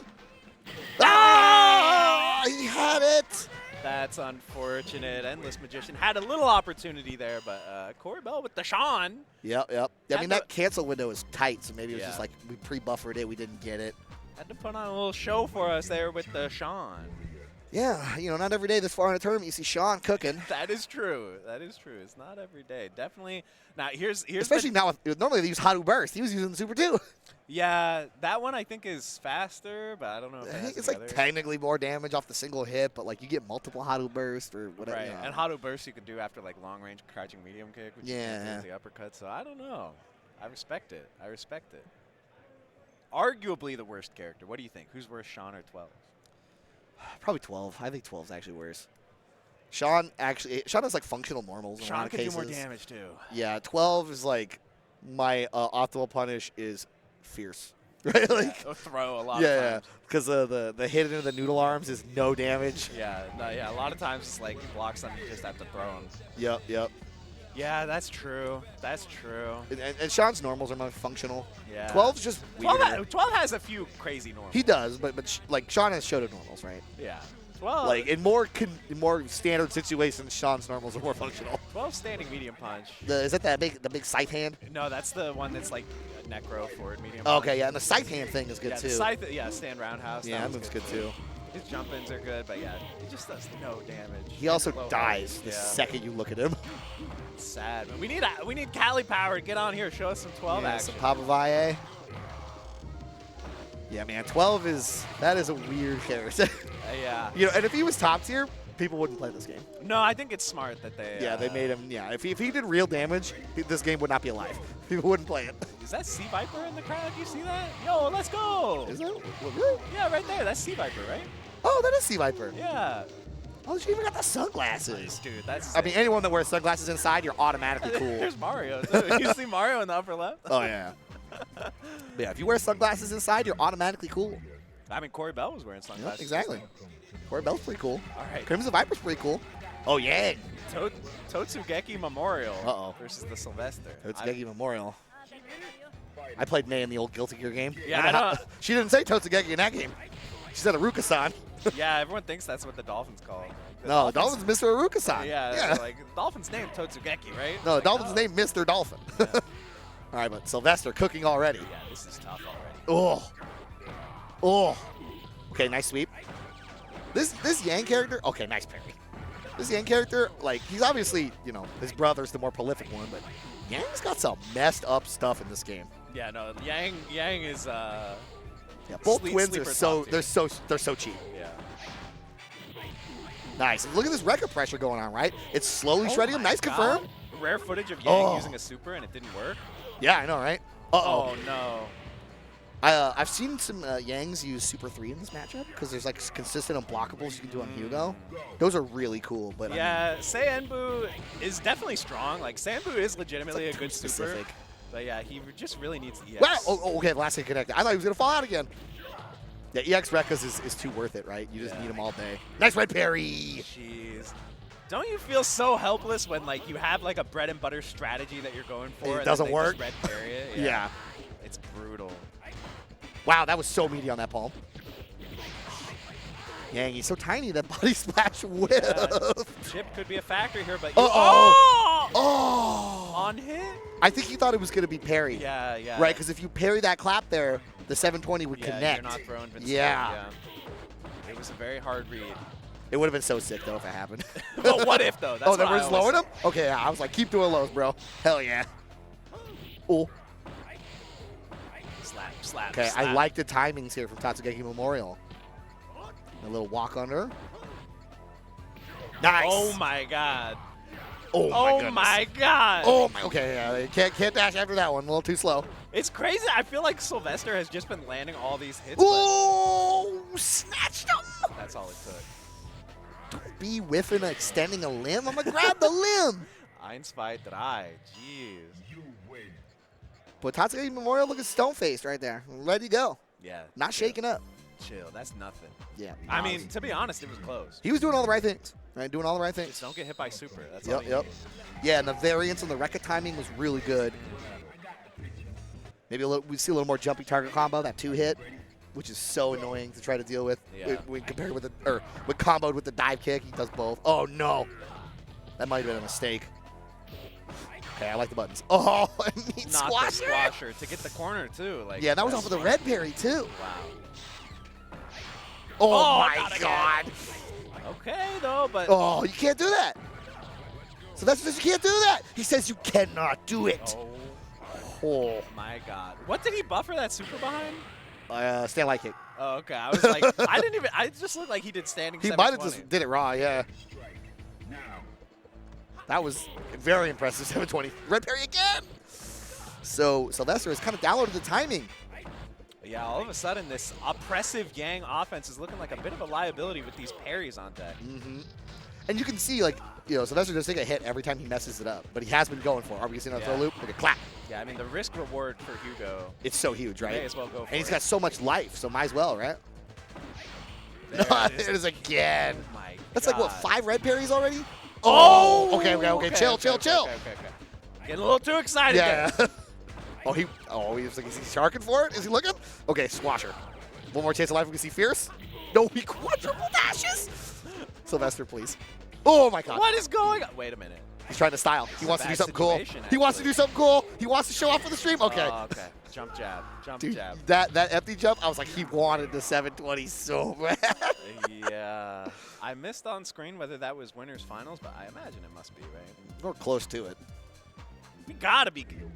That was winners semis, so Semis, that means okay. he gets out, I believe. Okay, so he's out. We got Yeah, Mario. I'm just looking at the crowd. I'm like, who's out there? Dude, it's you can always feel it when the Hugo players like I gotta kill him this way. Yeah, I that's want to true. do it in the cool way. Then it started to fall apart. Like, okay, jump jab.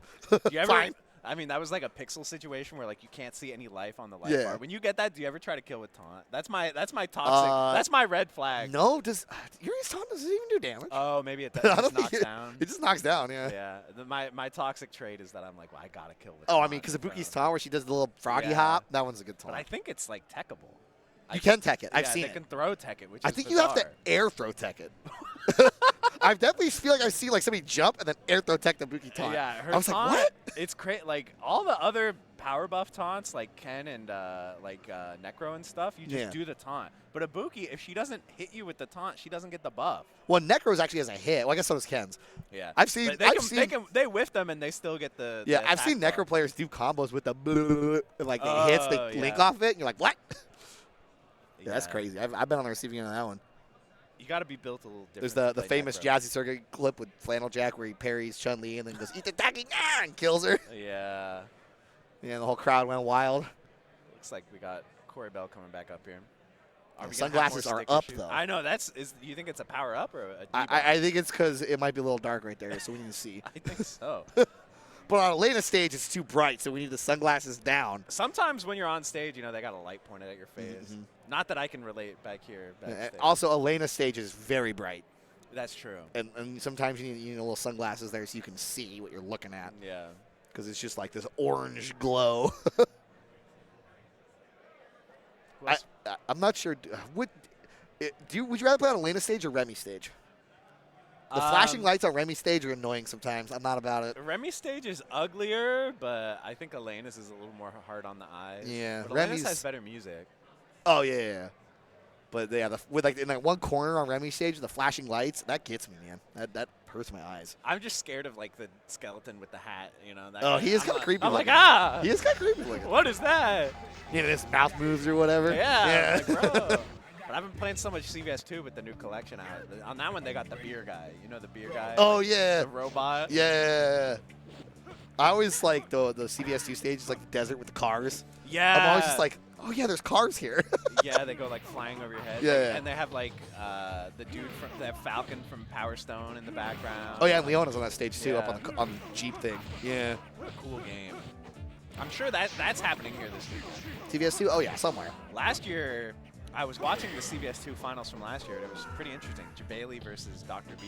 Oh, yeah? Dr. B, the lone S-Groove player, like, wow, at all. Like S-Groove. Yes, Dr. B is the GOAT of S-Groove. Like, no one uses that groove.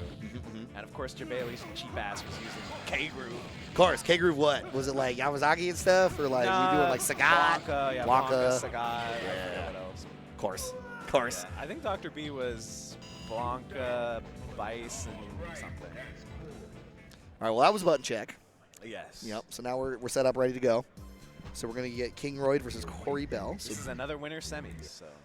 Yep, this will be Dudley versus probably Shawn, right? We'll see. Yeah, we are seeing Okay, we're seeing Shawn. We're doing Sure You Can again. I didn't know this was a mashing super, actually. I think that might be an error in the board. I don't You think so? Because you know how like on Yang's super, it like says the wrong super Yeah, on like but some of the versions of the game. That's I think it's only on the English version of the game where it messes up. Oh, interesting. Yeah. Okay, yes, the 4 medium kicks, love it. Ooh. Okay. Yeah, I mean, even though Shawn does have those Shoto normals, I feel Nice. like Dudley's normals just outclass him. Oh, yeah. Yeah, I mean, and like Dudley has the frame advantage, right? Where Shawn, his normals aren't as fast as, say, Ken's, so the frame advantage is so much more real. Yeah. And once Dudley gets in, he starts pressuring you with like the kidney blow and stuff. Yeah, 4 medium kicks so good. Okay, nice confirm here. Decent damage.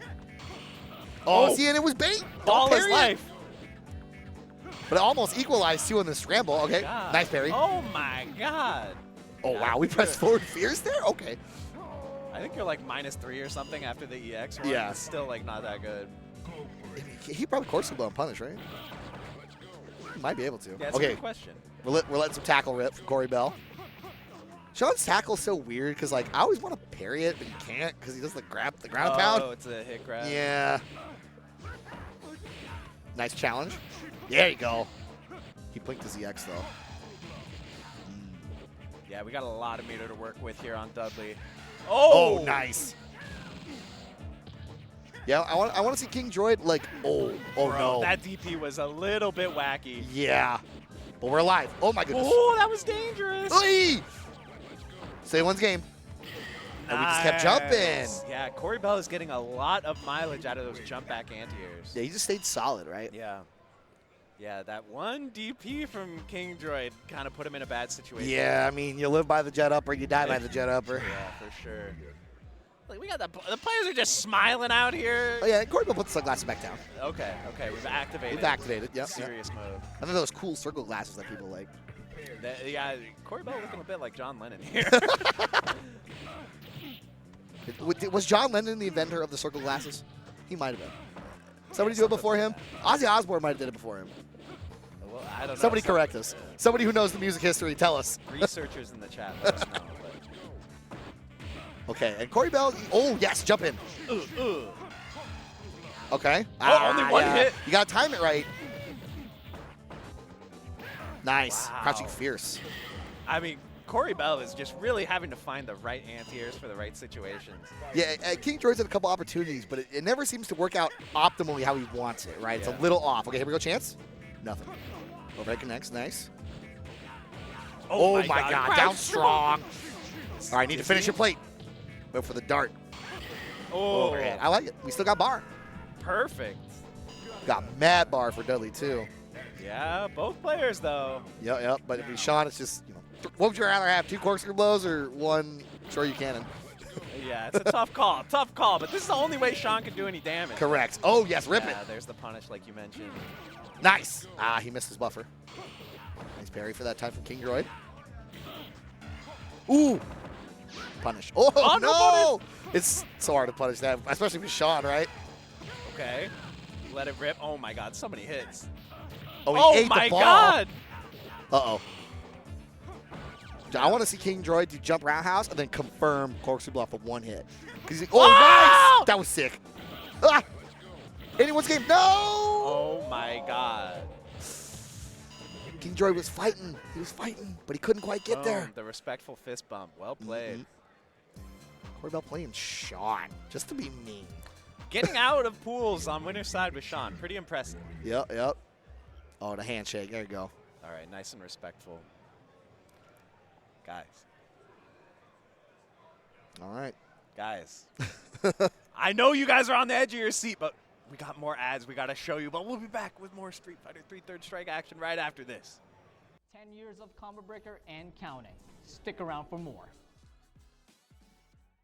This is the best Chipotle order. I would like a bowl. Triple wrap. Mild, medium, hot. Then dip it in here. Sour cream inside the vinaigrette. 2 tortillas. If you know, you know. Lettuce, cheese, waffle. Yes.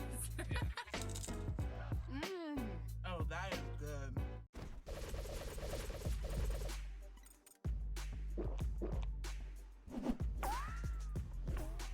Red Bull gives you wings.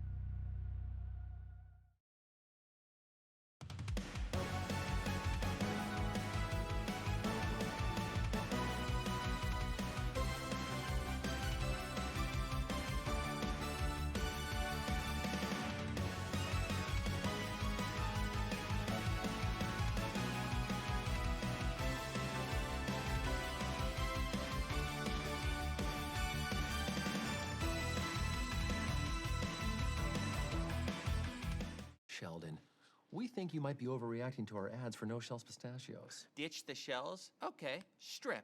What? You ditch your shells. Okay, yeah, that's No, fine. guys, I take it back. You want the show? No, You got no the shell.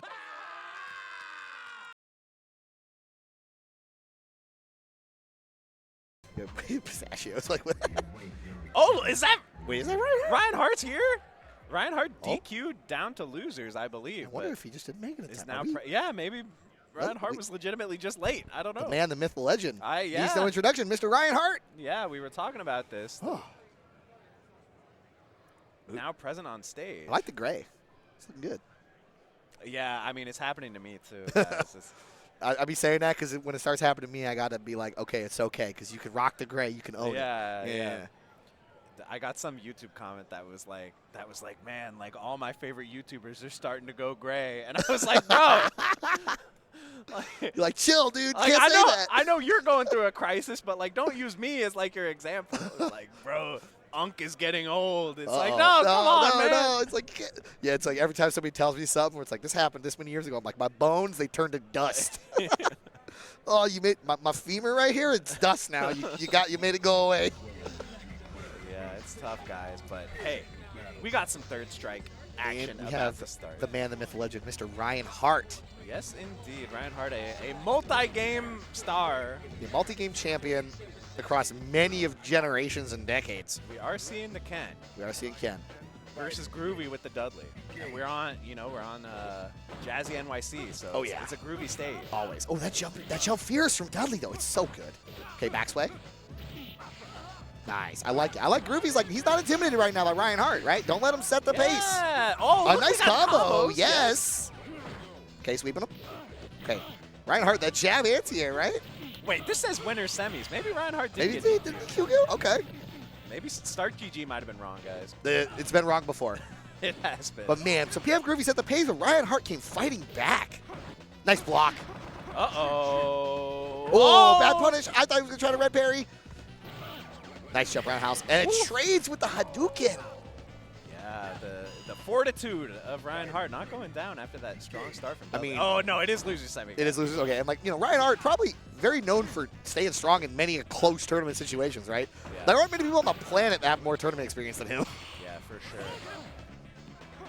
Okay, backspace. Nice. I like the jet upper. We still got bar, too.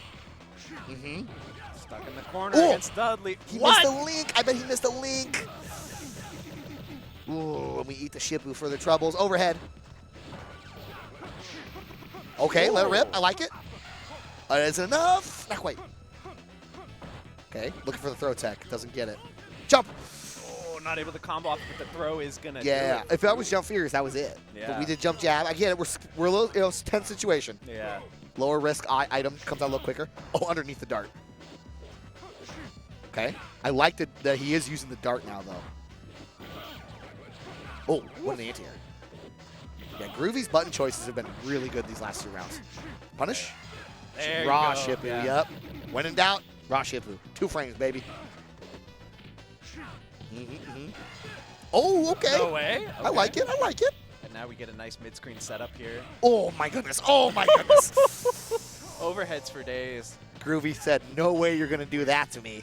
Yeah, And we there's just no way he ate does it every a third hit. Yeah, time. there's no way he's just going to mash overhead until I die. Reinhardt says, you bet I will. Game 2 He looks so focused, too. They got the murder face on. True. Yeah. Yeah, I mean, Reinhardt, one of the few players to do so well in 2D and 3D, right? It's so hard to make the crossover. Yeah, and not just Tekken. He also was really good at Virtua Fighter. Yeah. Across multiple 3D games. Yeah, there aren't many multi-game champions like Reinhardt. That's not pretty rare. All right, PF Groovy's fighting. Okay, we made something out of nothing. What a parry from so high up. Ooh, empty duck. Trying to catch Reinhardt pressing. Okay, there he gets it. Yeah, now he gets it with the low forward. Oh, same side. That's so tricky to block after the super. And then, of course, Reinhardt is player 1 Ken, so he gets the full array with the I don't know what the glitch is called, but you always want to be player 1 for that. Yeah, you got to rock, paper, scissors for it. Okay, walk back. He didn't get confirmed there. Maybe had it. Okay, yes. Nice confirm. I like that a lot. Ooh. Nice parry right back, though. Yeah, Groovy was ripping it with that backswing blow a little too much. Jet Oh, upper. no. Ooh. Gonna live on a pixel here, but. Set up. Oh, no, not we another baited. one. Ooh. Listen, sometimes you just gotta let it Gotta rip. let it rip. I feel like that was a little bit of a fold from Groovy. He could have hung tough. He could have hung tough. But you're playing Reinhardt. Yeah, bet the farm. Sometimes you just feel outclassed, and it's like you Yeah. gotta do a Hail Mary. Yeah, you just bet the farm, right? Go for it. Yeah, it was a good attempt. Oh, there's his Chipotle Gamer certification. There you go. Yeah, that I take for granted now that happens at like so many tournaments. Oh now. yeah, the Chipotle Gamer cards. Yeah, you get the Chipotle. A lot of people, after they spend it, they're like, "Can I hang on to the card?" Like, Okay, there's actually secret tech for that. You can do it on the app and punch in the code and then order it and then go pick it up, and you don't need the card. You can just tell them, "Can I keep the card?" too. They'll let you keep it. Sure. You won't be able to I use went it to a again. Chipotle once where they asked me if I could keep it, and they said no. What? Okay, Yeah. those guys lied to you. Yeah. But they also had never seen it before, so I pulled it out, and they're like, we need our manager. We don't know what this is. That's crazy. So if you run into that, you can also do it on the app and then use the code on the back. I'm pretty sure I've never won one. Isn't that Never won one? embarrassing? I think Oh, I've man. never won one. I think at Evo, I got 3. What? Yeah. By the time they started giving them out, I was kind of in my Yeah. I'm only gonna commentate phase. Yeah, I got Third Strike and Tekken last year. Damn. And then did I get? No, I only got 2 at Evo. Yeah. But yeah, I know about the Can I Keep It tech because I was given one as a gift one time. Oh, okay, yeah. Gotta do it for the sponsorship. Yeah. I wish, man. I wish Chipotle would sponsor. This is just all this commentary has been is just me asking people to sponsor. Come on, guys. Just want free stuff. Whoa, you see, just want swag. Viper's got like burn knuckles on. You see that? What? They're like They're lit up glowing. right Yo, that's godlike. Thunder knuckle. Yo, screw that move though. That move sucks to deal with. Yo, Oh yeah. Viper like, Thunder Knuckle. do like crouch medium kick. Thunder Yeah, knuckle, then like just what was it? You could like make him safe at max range, and then the Yeah. fierce one is like, why is it that good of an anti-air? Why does she get to pick it up when I'm in the corner? You would like intentionally do the fierce one early so that you trade, and then yup, you do ultra one. all kinds of stuff. Yep. And then the fierce one is how she does the famous fierce feint, Yeah, fierce. Bro, let's get Viper in. I said all these characters, man. I want to see Necro, Dudley, Makoto, Viper. I want all Dude, the these trial in Street Fighter 4 where you have to do the super jump cancel ultra one. That combo, like trial mode combo was hard. Yeah, I feel like I kind of figured out the trick for that one late in life. Yeah, like, I figured that one out way later. Yeah, it was way later. I had trouble with the Ibuki one. Ibuki has a super jump cancel. I was good at that one. I played Ibuki 4. I was that one. I can only do it off target combo. The stand medium kick super jump cancel still gives me trouble to this day. You know what I still think is the hardest trial in SF4? It's the El Fuerte one, not Fierce Feint Fierce, but the one where you have to combo off his overhead, his command overhead. Yeah, that one sucks. Yeah, I That one really hate sucks. that trial. All right, we got Yogurt Brain returning. And this is a matchup you do not see every day with Oro. Yeah, Purple Haze with the Oro. There are a couple annoying hitbox issues in this matchup. Like I believe it. Oro is a very short croucher, and it's also really hard to punish his DP as a Buki. Ooh, I believe it. His DP just like goes a weird angle. Yeah. Wow, that crossed up. Holy. Whoa. Oh my god. Jesus. Okay, none of this matters because Yogurt Brain is just cooking. The blender. Oh my god, the slides too. Okay, but chance at life. Back throw. And we went Tengu Stone for Oro? Yeah, he went Tengu Stone. It's Tengu Stone, so if you have a full meter, you can just kill it, can be, right? yeah, it can you don't be need very to do explosive. booger unblockables because Tengu Stone just kills Ibuki. Yeah. Okay, nice patience so far. Okay. A. We're going to see the activation here. We are It is. indeed. A. How many does he get? Like 3 more? Ah, I was a little off. Jeez. Oh, wow. That was so much damage into the overhead reset? I actually had not seen that combo before. Okay, and you're... Okay, not quite dead. That was like a clean 60% off one hit. That was 41 hits. When have we seen that in Third Strike? Oh my god. I see you, Purple Haze. Let's That go. was But sick. Now the problem is you have this whole giant super bar. How are you Yeah, going to fill that no back meters up? right now. But Purple Haze can fish with the launcher, right? We saw that random launcher connect, Yeah. which that's one of Oro's biggest strengths. Okay, the tech. EX Kunai. But Yogurt Brain does have 2 meters on deck. We haven't seen Kunai super come into play yet, but it is there. Nice parry. Oh, what a punish. Oh my god. Nice. Oh, he's so good. We pointed that out earlier that like it's really hard to know and to have the right spacing to combo off those air kunai like that. Yeah, With to the make it cross up like that or uncross, it's gnarly. Crazy stuff. A Purple Haze is hanging tough, right? We saw the explosivity of the Tengu Stone. The absolute destructitude. Yes. All right, just going right back into it. Is that a color? No, that's not a color swap. We're still purple. Overhead. Yo, Ibuki, like that little like jump cancel she can do on that overhead is pretty sick. I've always liked that in this game. Like where she like does the forward medium kick and you can kind of jump afterwards. Yeah. I've always liked that a lot. Oh, what a parry, and don't get anything for it. Yeah, that's one of Ibuki's big strengths. Is she has a lot of stuff that is, yeah, like we were talking Can't about parry earlier. it, Like, right? yeah, If you parry it, you're boned. Forward medium kick on parry is only like -1, I think. Oh, I hate it. It's awful. Yeah. But here we go. Okay, we don't have stones yet. Yeah, you mentioned the weird hitbox interactions, right? Normally, Oro's like standing medium kick is just so weird and like Yeah. good, but like for whatever. Oh no, cross up. Yes. Normally, when you see Oro press it, and then it just like misses Ibuki, then Ibuki tries to whiff, and then it also misses or whip Yeah. punish. It's weird normal interactions. Yeah, we have the full Tengu Stone available again, but we're kind of seeing an issue here where like. Oh, yeah, here's the chance. Yeah, Tengu Stone might help you win 1 round, but you have to win 2 rounds. Nice combo here so far. Look at that. Goddamn. How is it still going? It was so much damage. That was crazy. Oh, but Yogurt Brain getting out the corner. Oh, nice booger. Yeah, I like that. Beat out any parry attempts or anything. Yeah, right up. Oh, wow, that linked. Every time Yogurt Brain gets those combos, it looks like Street Fighter 4 combos It's with like, the how are kunais. you linking off kunai like Yeah. that? So clean. Okay. Oh, my God. Throw. He's so solid. And Chip you got out? parry. Nice. Oh. Got about halfway through it. That would have been hype. That would have been hype.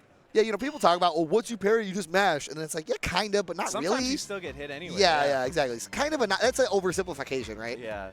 Yeah, like when you do the Third Strike Online Edition parry trials, Yep. like that's the way I beat that one, is like I hit the first one, then I just mash, but sometimes you just randomly get hit. Yeah, because, like, you know, the Ibuki player can choose how much, the more they mash, the more kunais come out. So if they, like, don't mash at full speed, you might just miss. Yeah. Or the Third Strike Online Edition, I think the computer does perfect mash. Oh. I think. Yeah. Maybe that's why. But, it like, works. most humans don't do perfect mash on that kunai super because it's, like, hard. Yeah. It's like a Grand Viper mash where there's, like, an art form to doing it perfectly. Because, well, I guess you don't have to wiggle the stick at Third Strike, but yeah. Yeah. I don't know. What's your mash technique for that super? Do you do the hand rub? Yeah, I do. I do the hand rub? Okay, Yeah, yeah. I do the Justin Wong hand rub on Yeah. pretty much everything. I'm a hand rub doer for those, yeah. I used to do like two hands, like right. Oh, like a right, drum? yeah, like right hand on mediums and heavies, left hands on lights, but you just get way more if you. Yeah, the hand rub for whatever reason just works. Yeah, you get insane. It's the same in Marvel too as well. Like, Yep. If you want to get like max damage Cyclops beam, you got to do the hand rub. Or like the Storm Super or whatever. Yeah.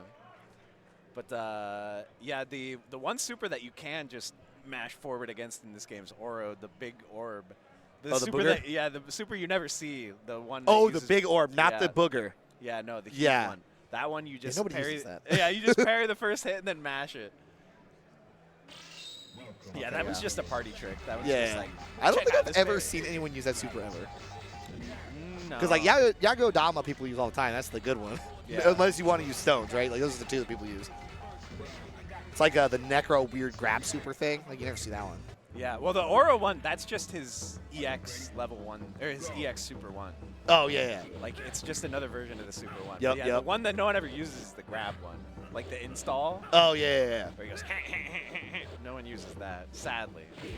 Yeah, Oro's got enough stuff going on. It is funny how this game, they have, like, Genajin, like the best install ever. Yep. And then they have, like, Oro install and Q install, which are, like, so bad. Yeah, and then like Yang's, which is honestly like really well designed because of how expensive it is. Yeah. So it's like a meaningful trade-off.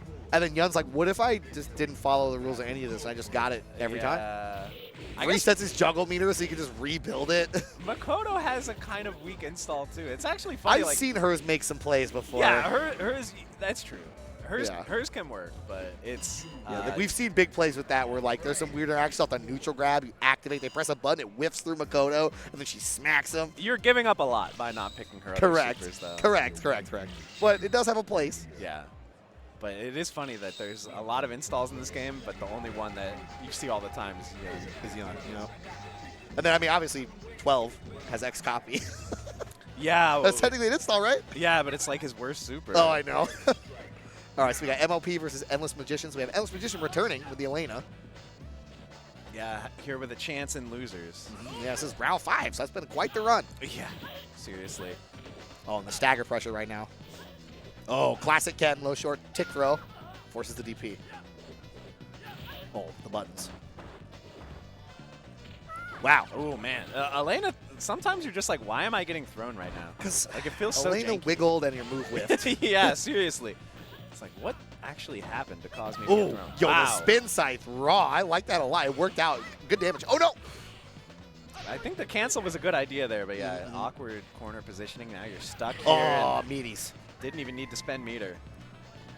Yeah, one of the things that's so interesting about Elena is just she creates so many scrambles. Yeah. Yeah, just like the way she's so Yeah. weird and yeah. Yeah, airborne half the Yeah. time. And That is a good Yeah. point, actually.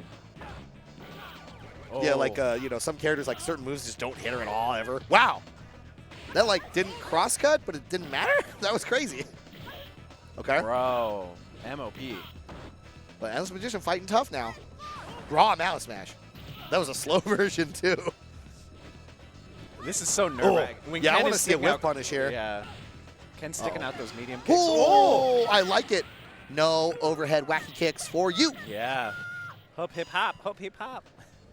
That super's so loud. It is. It's so loud. It's like Chun pressing back fierce. Yep, yep. Except in faster rhythm. Yeah. Nice block. Ken doing Ken stuff here. Ooh, yeah. good confirm. That's your staple Ken combo, target combo, fireball super. Do it again. Oh my god. Double DP, yes. Ooh, okay. A chance here for Endless Magician. Oof. Oh, wow. The EX Tatsu there was crazy. Let it rip. It goes over lows. Yeah, that's true. That's true. Rip it. Good decision. I mean, all the Tatsus kind of do that. I mean, Akuma's is the one that everyone knows for that, but like all of them kind of do it. Yeah, Akuma Tatsu is That's a move. That's one of the moves of all time. For Ken, it's like the air Tatsu is usually the one you're worried about. Oh yeah, yeah. Ken's air Tatsu is actually one of the moves of all time. That's Yeah. like one of the most busted moves ever. Yeah, legit. Why does it do so much damage?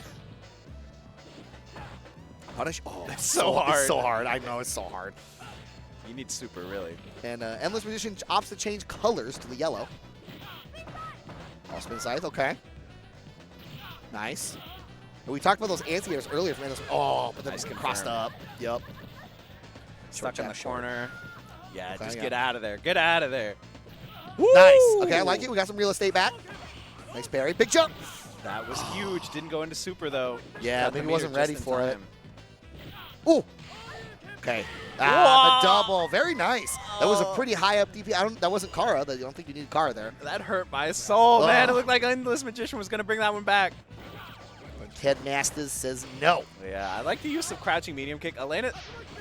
Elena's crouching medium kick is a little jank because like you can't cancel it or anything. yep. It's just like a long range low.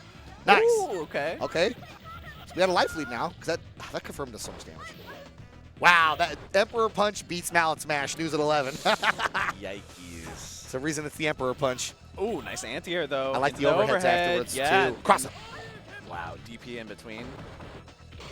Nice tech. That was an insane tech, actually. And getting out of the corner, Endless Magician's doing a great job of being slippery. Yeah, MLP spent a lot of bar there too with Yeah. Yolo Tatsu. Yeah. Nice. That was a really well-played round by Endless Magician. 2 bars on deck, so 2 super confirms from Elena could take it. Yeah. Steal it. We're being informed it's just Mop. Okay. Sorry, we thought it was MOV's brother, MOP. All right. Nice. I like the throw loop going on. But Mop's going to be fighting out. Oh, my God. Went for the red parry. That's what that was. Every time. I never get it. Ooh. Oh. This is a tough situation. He's about to build another super. Going to get a mix Cross up. here. Yes. Good block, though. Oh, and Endless Magician chose the right button, too, to challenge right there also. Oh, Okay. This is so getting scary. Throw was early. But yeah, Mop spent a meter on EX Fireball, though. Oh, my God. You pressed? No way. Is it enough? Not quite.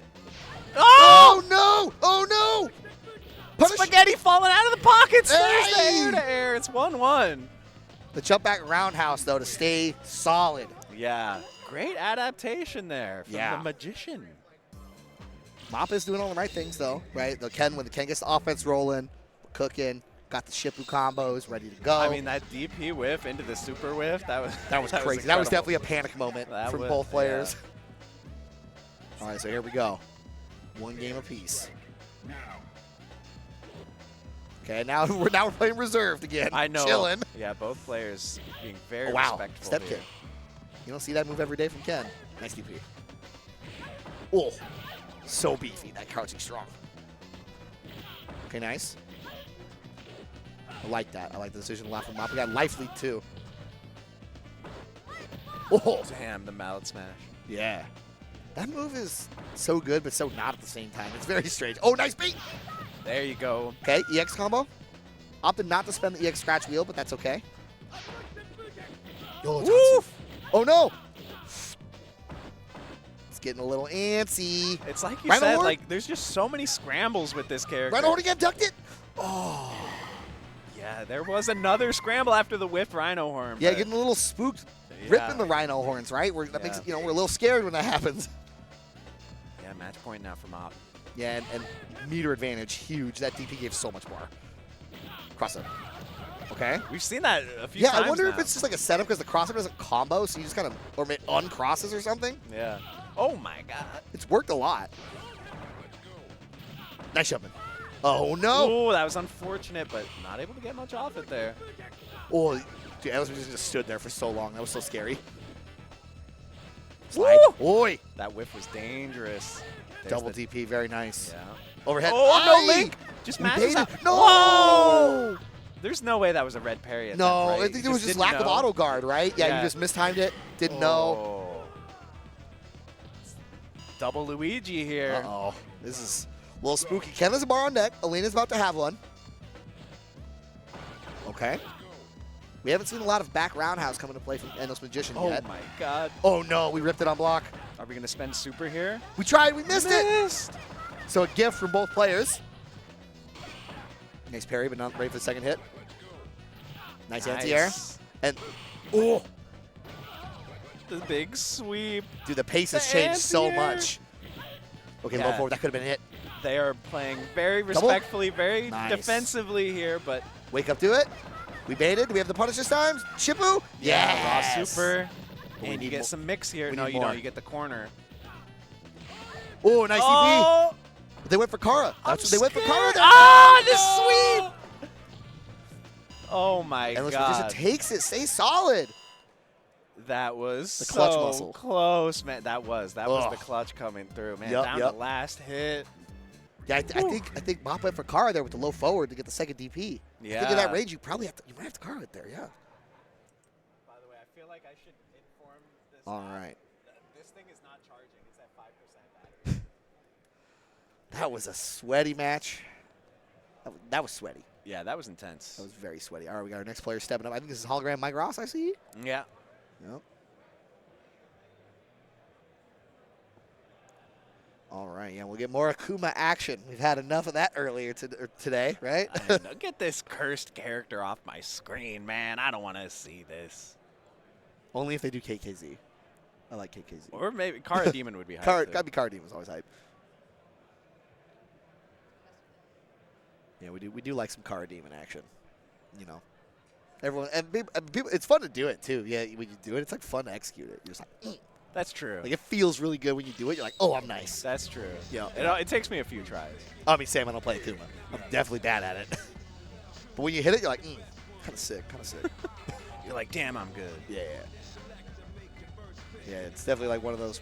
You know, there's a lot of things in fighting games when you hit it, you're like, oh, I'm nice, I'm clean. Oh.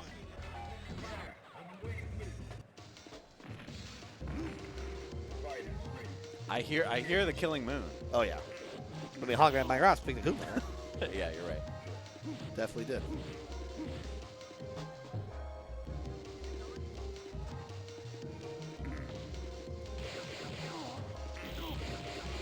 All right. Should be getting good to go. People button checking. I mean, you know, the super guns is pretty intuitive, but you just got to make sure everything works.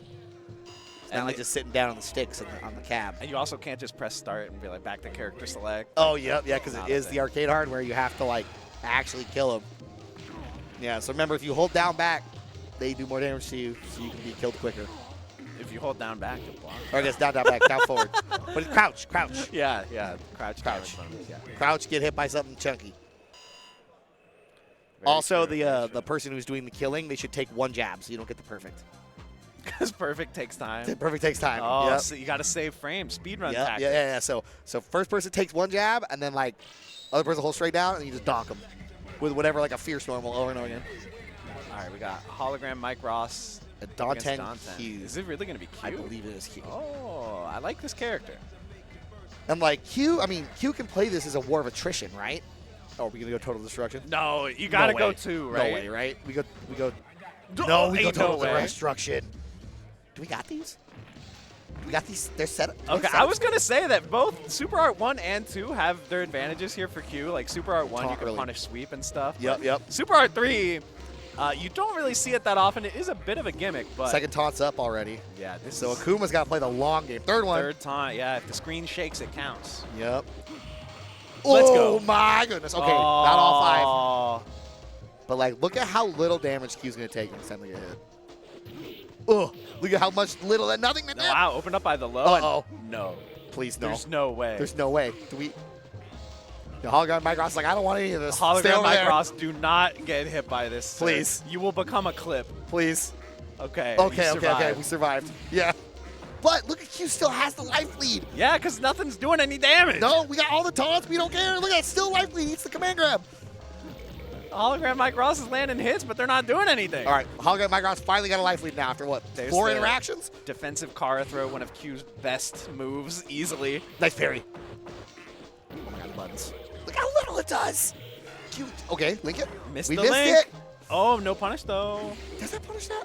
I don't know. Probably not. Oh no. Hologram Mike Ross plays the long game. So much stuff happened in that round. Like Yeah. that was like a whole novel. Yeah, and I feel like it. I mean, we love the critical explosion super, but if we had a different super, that could have gone either. To be honest, Super R1 might have punished the Super R1. Yeah. Q Super R1's pretty good actually. Yeah, it's good against Shotos especially. Like it can punish their sweep. Yep. It can go under air fireball against Akuma. And Hologram Mike Ross that was the first taunt this round, second taunt this round. Okay, so Yeah, so already Tom Red at did half get him up. HP. Tom Red did get him up. But you like the earlier the Q gets the taunts, the worse. Yeah, the effective HP.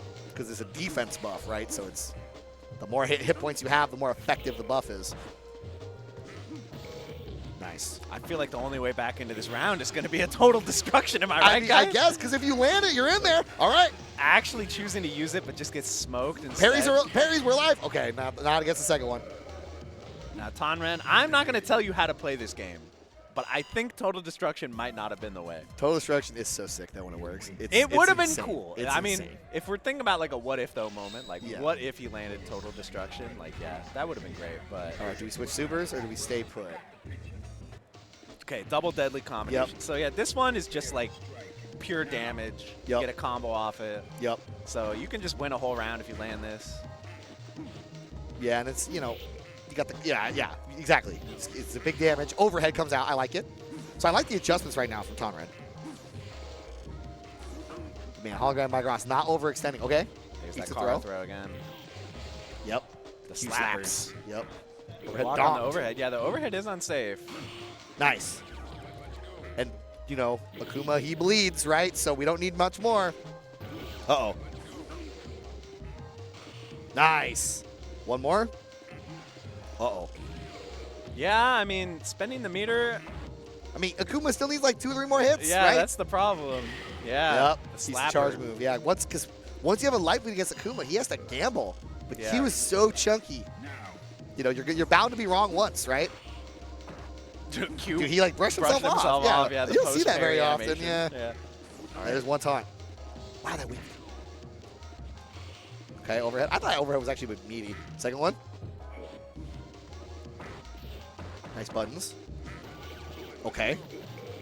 I like that Hologram Mike Ross is using that roundhouse. Oh, yes. Yeah, this is a great situation for Hologram Mike Ross. But we still have to do so much damage. There's 2 taunts up for Q right now. Yeah, Third the other one. thing is, if we get like a rush punch hit confirm into super, it's just curtains. Oh, yeah. Because what was that going to be, like 60% to Akuma? Okay. We've been opting for the overhead a lot out of the rush punch. We'll see if we go mid or something. Yeah, there it is. Okay. Oh Nice my jab god, check. the double dash was crazy there. Yep. Ooh. We also haven't seen Tonran go for a single command grab. That's the other big way that they land Super R2. Yep. But Hologram Mike Ross has been parrying very, so very much. slippery, very aerial. Oh, what a block that crossed up. Oh, Oh, low? the low this time. Yeah, what are you going to do about that as Q? You could backwards charge it, right? But I don't know if that reaches. It may not reach, but we've been on life support for so long. 15 seconds left, and Q is not yet dead. Uh-oh. Air fireball's connecting Down weird to a angles. Pixel. We have the deadly combination available. Are we going to rip it? 5 seconds remain. Oh, okay. Misses one parry. But that was a long round. All these rounds are crazy, man. It's match point Hologram Mike Ross, but the fear of double deadly combination really has to be in your head here. Okay. Q only with 1 taunt on the board, too, so damage is actually applicable. Wow, nice parry. And there's the force parry. unblockable. Nice! Oh, what if though? Yeah, those force parry situations are so rough, especially since Akuma could just YOLO Tatsu at you again. Yeah. Okay, getting out of the corner here. Second taunt up. I mean, at this point, your health is getting so low, the taunts aren't adding that much. Ooh. Yeah, went for the grab that time. Because you were going to get the combo off that early jab. Yeah. So you needed to force something. Okay. Oh, I wonder if command grab would have worked there. Yeah, because it's slower, right? Because the regular grab was too quick. Akuma was still airborne. This is a very tough situation. Oh, trades! Okay, we're alive, though. Oh, nice. nice. And the YOLO Tatsu takes it. I like it. Yeah, Tonren was just going for any kind of rush punch or anything to just get that hit. Any confirm. Yep. Yeah. It's kind of what you're signing up for when you're playing Q, especially Yeah. against Akuma, who's just so elusive. Yeah, if the Akuma player decides, I'm just going to make your life difficult and make you chase me, yeah. then yeah, it's going to be really Oh, tough. when Akuma players run away, I'm just like, really, dude? We're going to do this? But guys, unfortunately, this is the sad part Yep. of the stream because now we must say goodbye. Yep. But it's not that sad because there's more Third Strike coming up right after this. All day. We're going to get two more commentators up here, but I hope you guys enjoyed our block. I've been JMCrofts. Yep, I'm Mustain. Thank you so much for Yep, watching. thank you. Don't go anywhere. We'll be right back. No coast, no kings, only champions. More combo breaker after this. New Chipotle Honey Chicken brings a hint of pure honey and seared smoked peppers with fresh chicken hot off the grill for Chipotle heat with a touch of sweet in a perfectly balanced sauce. Chipotle Honey Chicken takes heat and sweet to a whole new level. Join us for EVO in Las Vegas this August and use the code CB25 to get $25 off your ticket this week.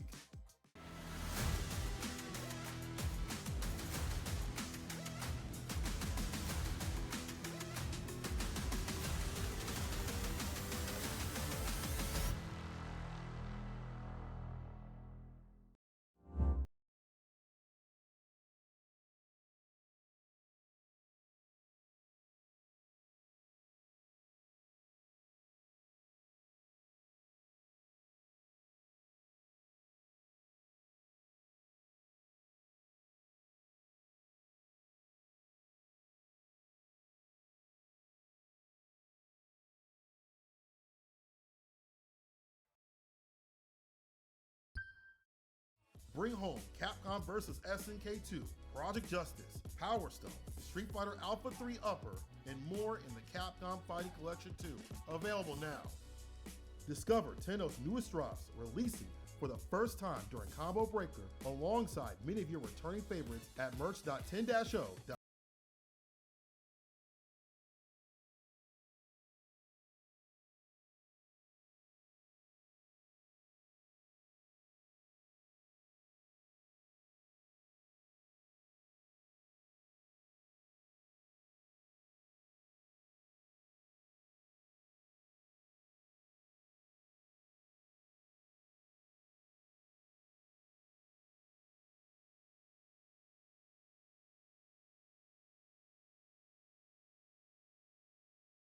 Take your concerns about our no-shells ads very seriously. Uh-huh. Then what's that? Is that how people eat those? You two, get in here! I'm going in.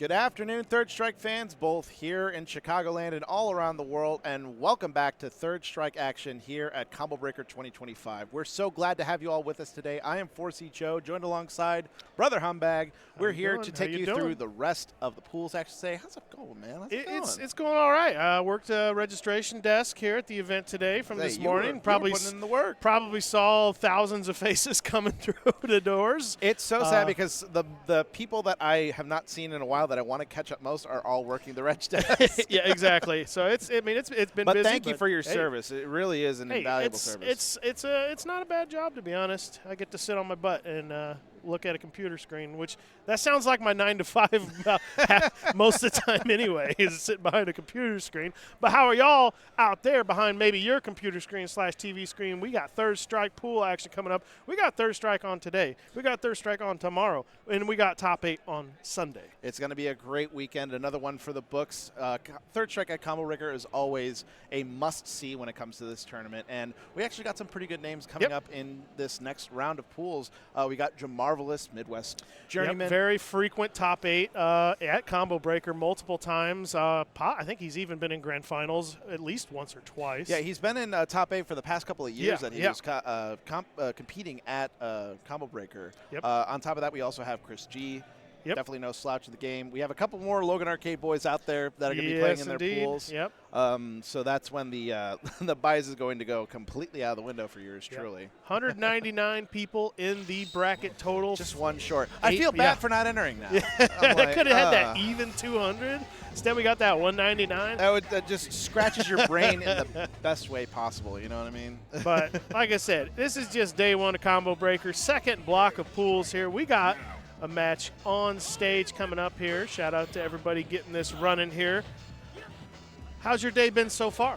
It's been going really good. I got around to all the different areas and got some really good photos. I've got one color that's right. roll. Yeah, you got all that. Some good photos. I guess, quick plug, FGCfilm.org. That's my photo blog if you want to follow it.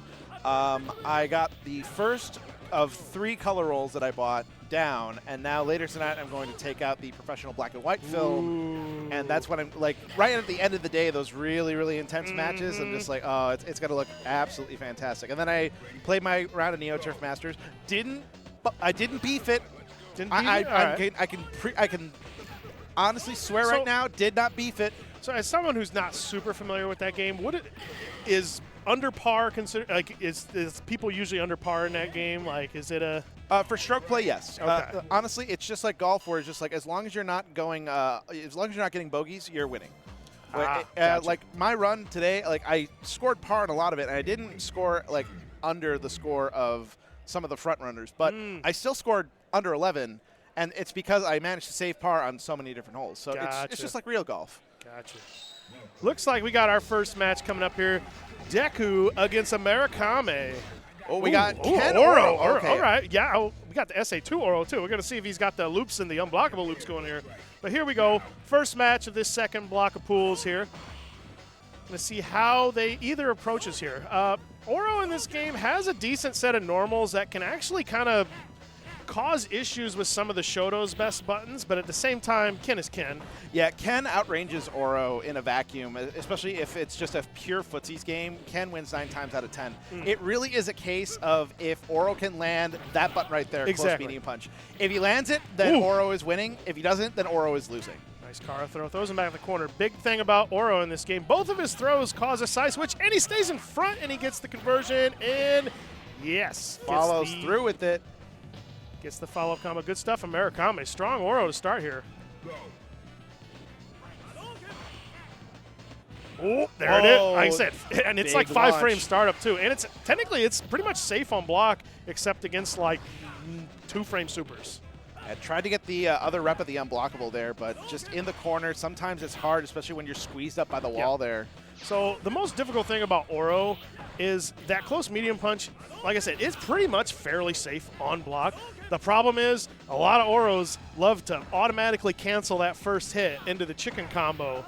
The hardest thing about him is getting that medium punch, walk up medium punch. And here we go, he's gonna go for the high, oh no, it's just gonna, he tried to parry it out. Yeah, I mean, at that kind of health, when you're that low, you might as well just like stick out the Yagodama and just try for the high-low. Yeah. And there, in that situation, if it was chip and would have been parry, Oro's got that command grab that can reach from far range that'll actually go through the parry. There's so many different options that you can go through when you just stick out the Yagodama. It's a slow-moving super, a lot of different hits. You got to look at which direction Oro is going as well. And a lot of thing that a lot of people might not know, Oro has probably one of the best instant overheads in the game with jumping medium kick. Yes. It's up there with it is up there with some of the other like really fast overheads like Tiger Need EX Tsurugi Makoto. That's really fast. Oh yeah. And it's really also good, especially if you've pressured your opponent into jumping away because you're just afraid of Oro's pressure. That catches jumps as well. But strong start. Murakami taking the first round. Might have been an accidental pick here. Like I said, with the event mode, sometimes you hit the button too fast and you just default to a character. You just want to get right back in there. You don't want to, like, there's no icing the kicker here. It's very much just like, I want to get back into the action as soon as possible. Oh, so they're just going to let it rock. Yep. Accidental character pick happens to the best of us. You just lose 5 cool points. So I'm always impressed when people are so fast at the character select screen. Sometimes I feel like, you know, depends on if you know the person or not, but like you go to a tournament and you're like not super familiar with a game or you're just learning it, and your first opponent is somebody who just goes, brrr, you're like, I don't know what to expect right now. Is this guy about to wash me?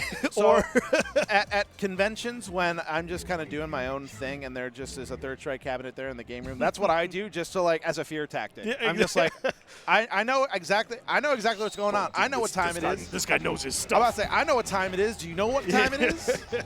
This guy knows his stuff. Oh man. So he picked his character before I even read the screen. So it's going to be interesting to see the adaptation on Deku's part. It's going to be a lot more of pinning down Oro and also just playing outside the ranges of his buttons, because that crouch medium kick, his sweep also are 2 really good long-range lows that Oro has a hard time challenging. Oh, could have possibly canceled it, but probably smart. He wasn't sure if he landed yet, but is he going to go for an air reset? Going to force the parry? Nope, just take the damage. That's usually the best option. Just take that extra couple hits of the super. It scales a lot at that point. And Murakami is also getting a lot of air-to-air exchanges to go in their favor. Yeah, really good jumping roundhouse. Oh, dash forward, nothing. Oh, I like the attempt though. You can whiff punish that. Aye, the standing fierce overhead. Murakami on match point. Everybody's ready for it until they are not. Exactly. Good jab, just checking the approach forward. Yep, pretty much already pushed him the corner. Oh, low forward nothing. Oh, look at that fat hitbox on Oro in the air, causing that to actually combo correctly. Oh, that's definitely a punish, yeah, and it's even low forward punishable. Stays in there. Oh, go. Oof. It's going to throw, toss the Yagyu out. Jab version, and he gets hit low. Got low. What's the next one? Up, back again. throw. Here it comes again. This time he's going to go high. Yes, and he gets the stun. Murakami takes it 2-0. Oh, he says sweep. With the floor. Is that sweep? Like, wipe the floor? Like an umpire, safe. I made it through the next round. I'm safe. Depends on who I'm playing in the next round. Yeah, pretty good Oro play. He's okay. A shimmy shake? Shimmy shake. I like it. Yeah, good Oro play. I mean, I love seeing good Oro plays because when you are very patient with that character and capitalize on your opponent's mistakes, I mean, you see it's a character that's just like Makoto where I've been loving the resurgence of Oro lately. Like, Boa's been doing work, especially on some of those online qualifiers. Oh, my God. He's every just single been, one. Sweeping them. Won almost every single online qualifier for Jazzy this year. I have never seen anybody just sweep the online categories before that. That was just unreal. And So I mean, yeah, those character specialists, they're really hyper focusing on getting their character as optimized as possible. I mean, Boa's one of them, a bunch of other Oros out there, like really trying to push the limits of what this character can do. It's one of the funnest characters, honestly, to me in the game. Granted, I was never a Yagyu player. I stuck to the rocks, even though Yagyu's better in general. Yeah, but, you know, Tengu Stone still has its uses. And, I mean, it's always. I actually was talking to. I was giving advice on the matchup for another Oro when I was playing casuals out there, and just like asking for general tips on the Makoto matchup, and just like, well, it's gonna be rough because my crouching medium kick literally beats out everything that you do. Yeah. But all you got to do is just like force me to mess up, and then if you force me to mess up within your launcher range, then it's over for me. Just master that. Just because I do the exact same thing. If you mess up and I'm in grab range, then it's lights out. Of course, I don't do it against Oro because that's SA2 combos, but that's beside the point. Yeah. The same philosophy applies. So I just like does Makoto even have a true 100% on Oro because his stun bar's so large? You can land double Fuki, but just like the big stun bars, it's not going to 100% stun. Unless you had a starter or something, And if I remember correctly, and if I get this wrong, I know Tom's going to yell at me.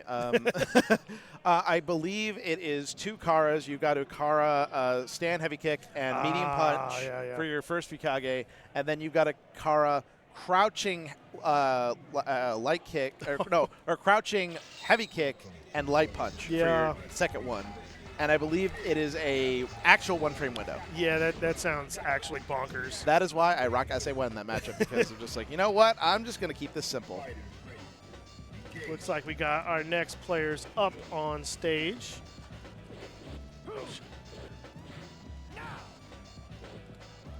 We are over here at the Schaumburg Convention Center for Combo Breaker 2025. Yeah, so this is going. I believe this is. These are the 2 pools here are going to be C352 and 353. So the match I believe that we are going to be seeing is probably going to be a round 1 on C352. Which that's. I mean, this is Jamarvelous's pool. Meryl Plays Rough is also in this pool. She had a really strong run at Frosty. I'm about to say Dez. Shout out to Dez. Dez Indiana local. 333, Logan Arcade Boy. 333. All the way at the very bottom of the bracket. Who put him there? Getting freaky with the Necro down there at the bottom of the bracket. I'd say his nickname is Freaky Bob for a reason. He'd be calling you. Do you answer? Freaky Bob? You see Freaky Bob on your phone? You gonna answer? No. He just wants to say. He just wants to say what's up. Freaky Bob just wants to say hi. Yo, he needs to enter as Freaky Bob one of these times. He really does. Well, if Start GG wasn't such a stickler about changing tags, then it would have been a easier process to do. Okay, so this might be the other pool actually. This is in fact in the other pool. This is going to be Demo versus 7 Pikmin. Demo and 7. The winner of this goes on to face Mr. Pomegranate X, who has a bye in this pool. So we're going to see what's... another.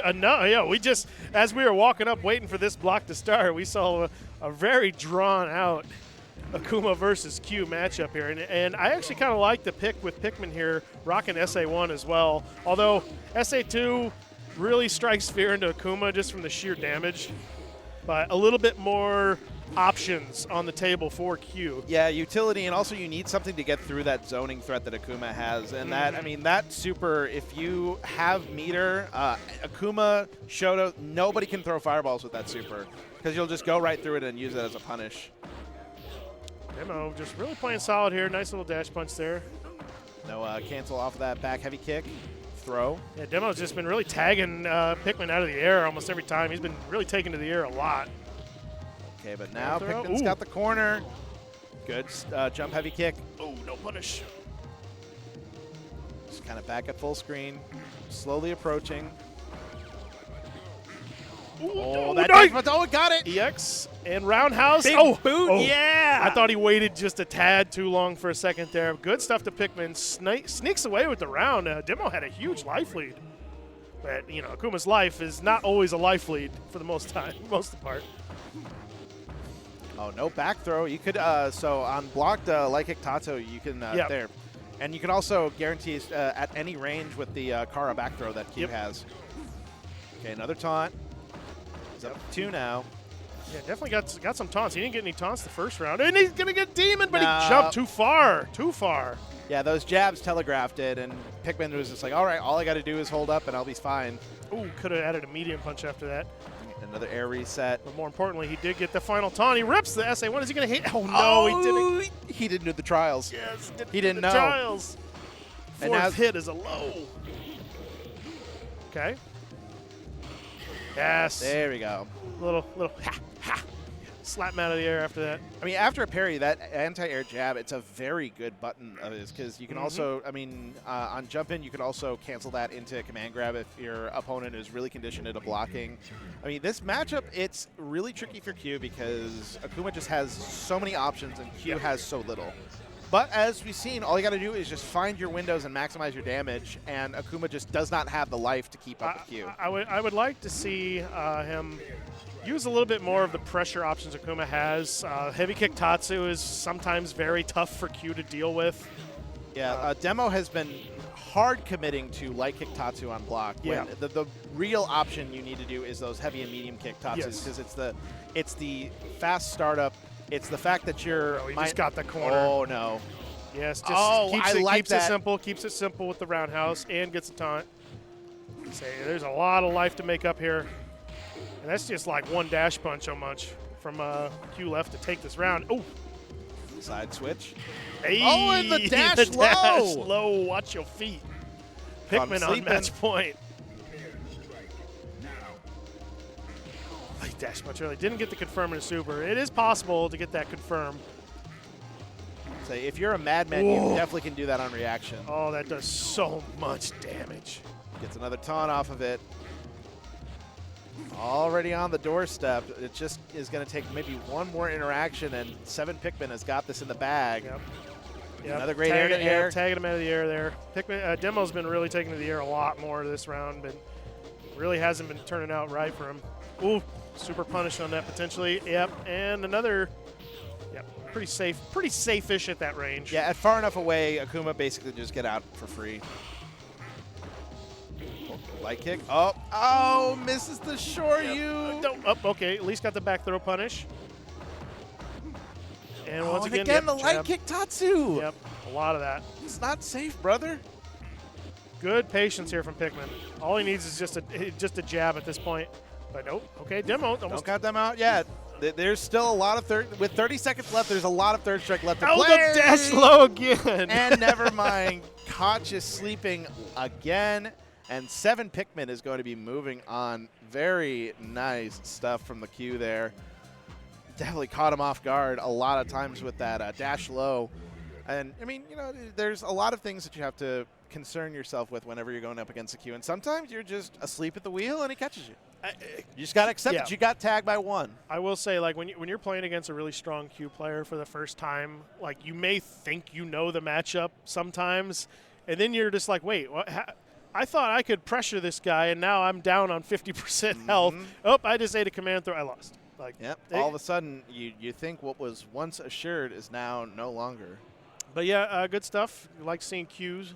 Q's a very fun character. Like I said, against Akuma, if you're not getting your confirms, or like I said, used a lot of that, canceling into the light kick Tatsu, which is generally his most unsafe option on pressure. But he needed more heavy kick Tatsu, not just on canceling on the pressure, but on his wake up too, because it comes out so fast. It's a legitimate reversal option for Akuma. And it's on taller characters, fatter characters, and especially characters that don't really have a great.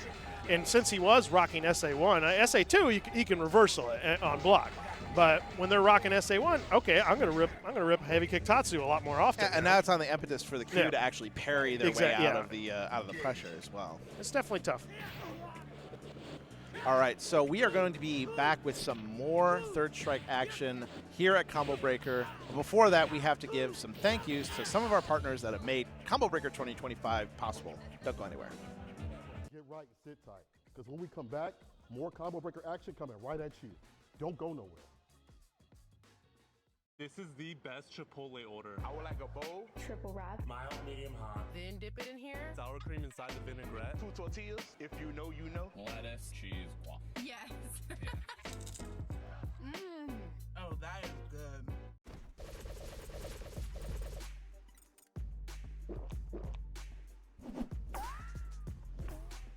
Red Bull gives you wings.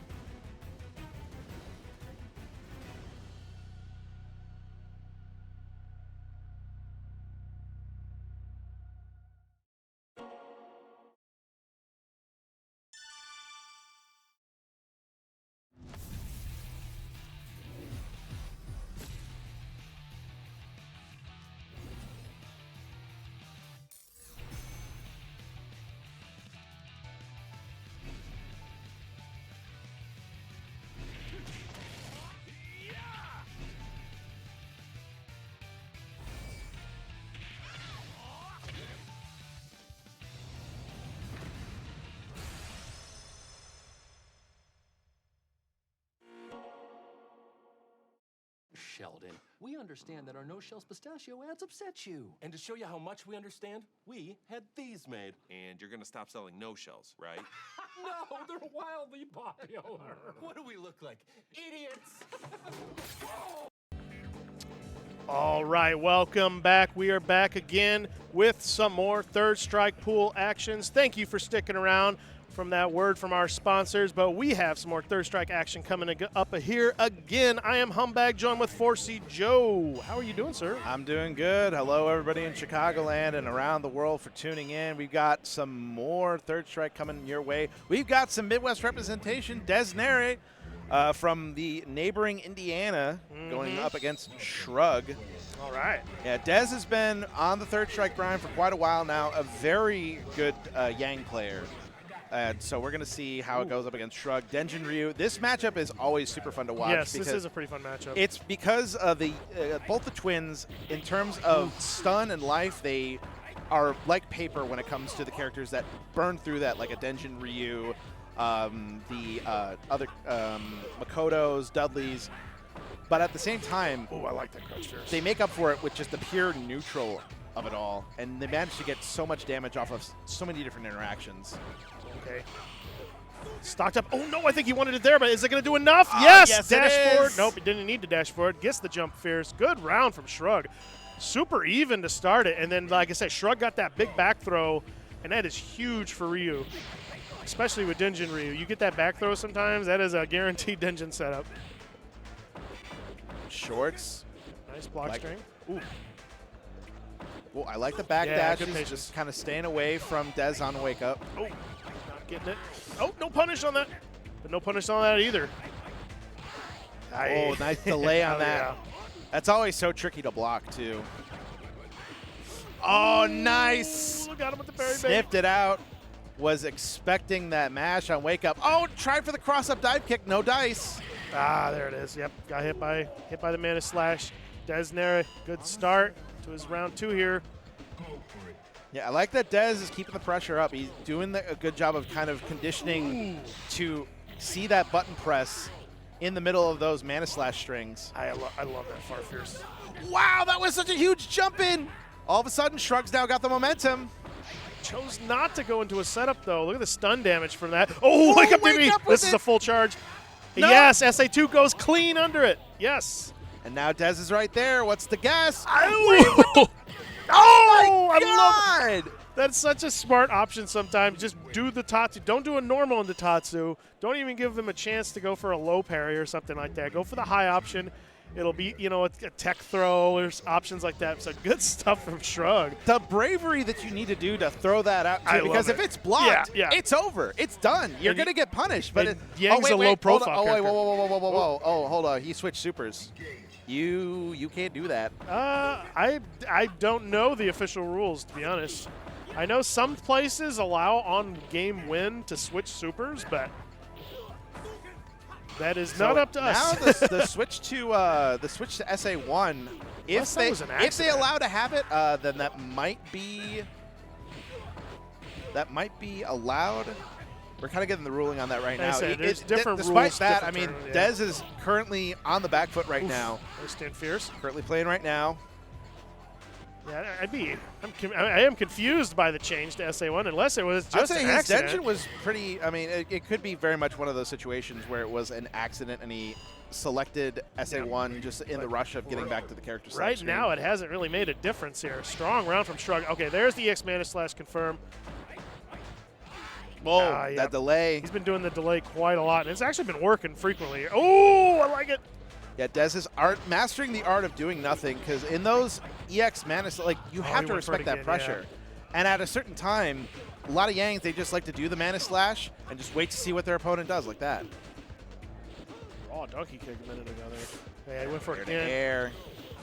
Oh, short, nothing. Probably wanted. Oh, no, that's a huge punish. That's going to be it. Yeah, oh, no, don't even need to do DB. Does the heavy kick Tatsu. Shrug takes it 2-0. Whether or not that super change was intentional or not, but he noticed it because he tried to go for it. Well, I mean, if it is, they're probably just going to get a talking to of the TO afterwards. Historically, we've had some rules in Third Strike at a lot of tournaments where we have allowed, if you win, you can still change your super. You just can't change your character. I'm, to be honest, for the most part in this game, there's very little reason for that to actually happen. Yeah. The only like you actually play a character where that actually could it matters, be yes. a thing. I would say SA1 versus SA2 is very, very matchup dependent, Yeah. and if I win and all of a sudden I switch over to a different super, then all of a sudden the whole entire game plan changes. Exactly. Like for when I played Dudley, both SA1 and SA3, you can basically use them the exact same way. I'm not switching frequently. There's some argument to against a Makoto player, if I was using SA1, corkscrew might be a little smarter just because of jab corkscrew being an actual pretty good tool against Makoto in certain situations. And I believe that's also been in the rule set for pretty much the majority of the major Third Strike tournaments that we've been hosting over the at least the past within the past 5 years. Yeah, I'm going back 10 plus or more years here because I'm my rule sets in my head they're all jumbled for the amount of years I've been doing this. It's been a long 10 years since I started this game. it feels like not that much time has lapsed, but then you look back at it and just no, it has been a full decade since I started playing this game. That doesn't feel right. I'm at that 2-decade point. All right, we're getting news. Okay, so, yeah. Okay. That's kind of what I figured. Okay, so they just so they'll probably just have to play that last game. Give it a 1-1 tie, and they're going to a third game then, I guess? Okay. Well, yeah. Thanks for the clarification. That's good to know. Yeah, I mean, because I had a feeling that that was the case. Yeah, I wasn't sure. I didn't, for the most part, I'm very familiar with most of the Third Strike rules. That's the one rule, as well as the one rule I will die on a hill on is that judgment should never be allowed to determine an official come on. match. Don't you want to see who the game loves and who the game says, Chun-Li. You suck, Chun-Li. You're cringe? I love that. I want to see the stats on. Someone just run a test someday. I mean, maybe I'll be lazy with a baby here soon. Maybe I'll run some tests. There's what is the percentage of time Chun-Li wins judgment? I swear it's every time. Because I do believe there's got to be some sort. I know that judgment is based off of the internal scoring of the game, but at the same time, the metrics that the internal game uses to determine your score are also just a mystery. Yeah. It's dependent on how many hits you get. It's dependent on how much meter you use. It's dependent on if there's a finish lot of hidden numbers behind the things if running you there. finish the round before a certain amount of time. Exactly. Yeah. There's so many different factors that nobody knows how that actually is calculated. I mean, maybe one day. I mean, this game has already been data mined from here to Timbuktu, so eventually there's a line of code somewhere that just says Chun-Li +1. She just gets that extra percentage point every time. It's a random number generator that is just stuck at the infinite number. It's just like Balatro, the constant number go up. Ding, ding, ding, ding, ding, ding, ding. Hey, number go up, always fun. Hey, Chris G on the stage. We're gonna have him coming up here. I'm curious what character he's gonna play today. Yeah, honestly, that is the mystery. You're going to see some Shawn play early in the tournament bracket? I mean, I wouldn't be surprised. I think he saves the shenanigans for Frosties.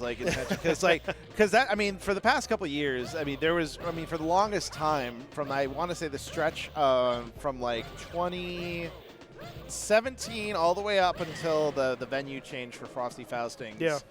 It was always Chris in top 3, usually in grand finals, and he was just trolling with character select, just all over the place. I will say I've always really liked his Yang.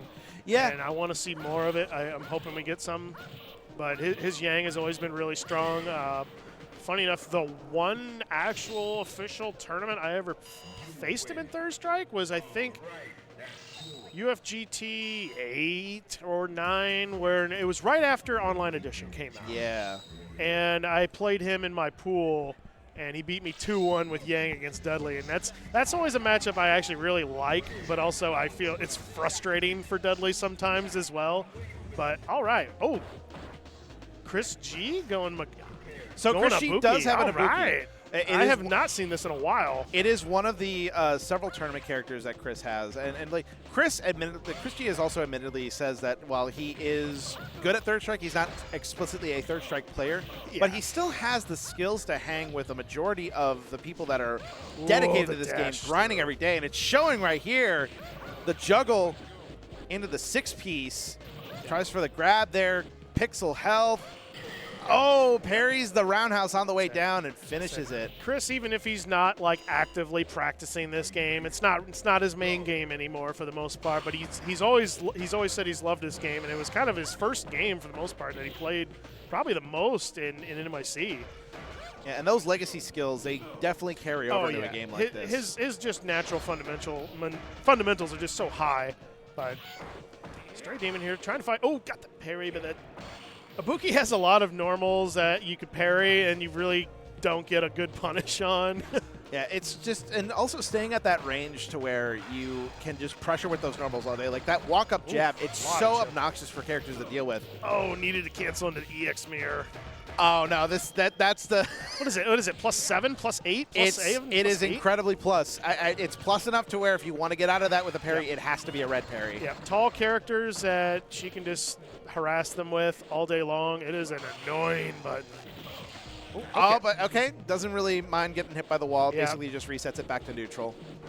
Just building up the meter. Huge meter deficit. One block to that's going to hit, and it's going to chip. Yep, keeping it nice and simple. Sadly, that's one of those situations where you almost try to take the gamble and hit a normal on the way down, and hopefully it just kind of trades and knocks you out of it, and then you don't have to block any rest. Because sometimes you'll get clipped by that super, and it'll knock you down, and it does like no damage. But it often does more damage blocking it. Very interesting super in this game because it's not really like, I would say it's one of the weirder supers in this game, but it has a lot of utility. It does give you Ibuki a lot of utility in terms of keeping up pressure, and also just like the cancels that you can get into it, just burning meter. The almost your crap out of luck situations. You know, when you're down at chip damage territory. I've lost Jose in Chicago so many times. Yeah, well, in combination of Kyosuke, Yogurt Brain, and Part 2 living in our region, we're definitely no stranger to Ibuki. Forward medium kick.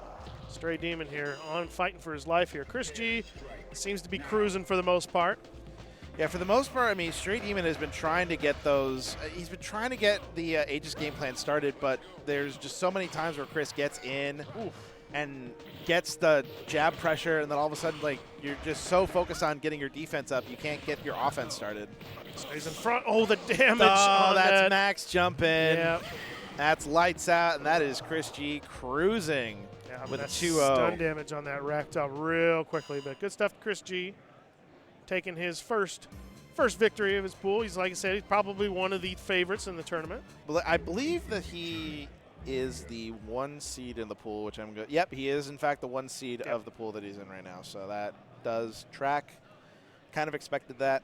I mean, definitely one of the odds-on favorite to go deep into bracket. I'd be interested to see if later, because I'm pretty sure I saw Yogurt Brain make it out in winner on one of the winner's sides of his pool earlier. See if they clash into each other a little bit later. If it's a mirror match, or it probably won't be a mirror match. It'd probably be Ken. I would imagine Chris would go Ken. So in situations like that, at least with characters that he knows that operate a certain way, he either picks Ken or Yang, and it's usually Ken because he just likes to rely on. Like when I ran into him at EVO last year in Losers, it was a situation where as soon as I locked in Makoto SAT, he was just like, okay, Ken. Yeah. Yeah. And I mean, it definitely was a close-ish match, but at that point, like I beat Yoko earlier that day. I beat DJ Isco. I took a game off of Neobon. To be frank, you had a hell of a run at EVO. I mean, it didn't really occur to me how important that run was until somebody pulled me aside and said, you do realize that the 2 Makotos that placed above you were Neobon and Tominaga. Yeah. I'll take that. I mean, that's the one thing I also admire about other players that are able to get those long runs. By that point, I was playing for like 6 hours. It is like I said, There's tournaments where I remember the first time I entered a 100+ person bracket, and back then it was one big bracket. So you would play a couple maybe match and winners. You might not play for an hour or two, but you had to stick around because there was no pool times. The modern FGC where you got your 16 to 24 man pools, and you're going to play in that 2-hour window. And especially for Evo last year, an event that big, it was 1,000 people, and it was just a huge undertaking of just trying to stay alive. By the time that I got to play my losers match in top 24 when I ran into Chris, I was just completely out of gas. I just couldn't do it. That is the hardest thing about large tournaments is just having that energy to keep going. But Jamarvelous coming up here once again. Oh, what we got on the OG Midwest? Yes. Oh, that's Ariguruma. Oh, that's a Limland. He is from our Champagne crew down there. So I got a local player on my side. He's been learning some third strike lately. I told him, I was like, all right, if you win a match, I think you're going to be coming up against Jamar, who is a very strong Chun-Li player. Very strong. About to say. I told him, I'm like, just do some Alex gimmicks. But then again, he's got the Shambana power-up, so I believe in him. I believe in Limland. I gave him the warning, though. I'm like, the problem is that Jamar came from the land of gimmicky, solid Alex players from Nebraska. I mean, we saw last year with the SA3 Alex shenanigans. I mean, all those Nebraska players, they play like they have a bomb strapped to their chest at all times. And it's a beautiful thing to see. I love all my – shout-outs to Nebraska, man. I love every single third strike player that comes from that state. Since I joined the scene, it's been over 20 years, and Jamar's been there from even longer. Like, I ran into him back in 06, 07 at tournaments, and he's still rocking, and he's still a strong player in multiple games. These empty jumps. Oh, tried the back throw, but just had a range. Got tagged. Walked out of the throw. Chose not to go for a Fear Ferris. The legs. Man, that was a good. Where did he just get that input that fast? I did see he did do light kick legs. I saw the light kick come out. I mean, some people just have that Honda hands where they can just get legs instantly. Yeah, and this is a game where you can't piano multiple buttons. You got to piano one button. Just keeping out of the range. Limland keeping the corner right now. Oh, dash under. I like that. Maybe notice he is rocking the SA1 as well. Which is a choice, but, again, you instructed. There you go. The gimmicks might work. Don't get caught low. Don't get caught low. Now, the problem is I like it. Just keep. If Limland is trying to fish for Hyper Bomb, it's going to be kind of ill-advised to do these empty jumps because it is always That's the problem. It is a frame 3 super, which means as soon as the super flash happens, you can just hold up, you'll be fine. So as long as you're not doing anything against Alex with super stocked up, okay. Is he going to get the follow-up here? Is he going to go high-low? Is he just going to stand front and walks back? Low forward super, but good stuff to Limland. He was kind of giving it to Jamar. He kind of had him off his normal rhythm there.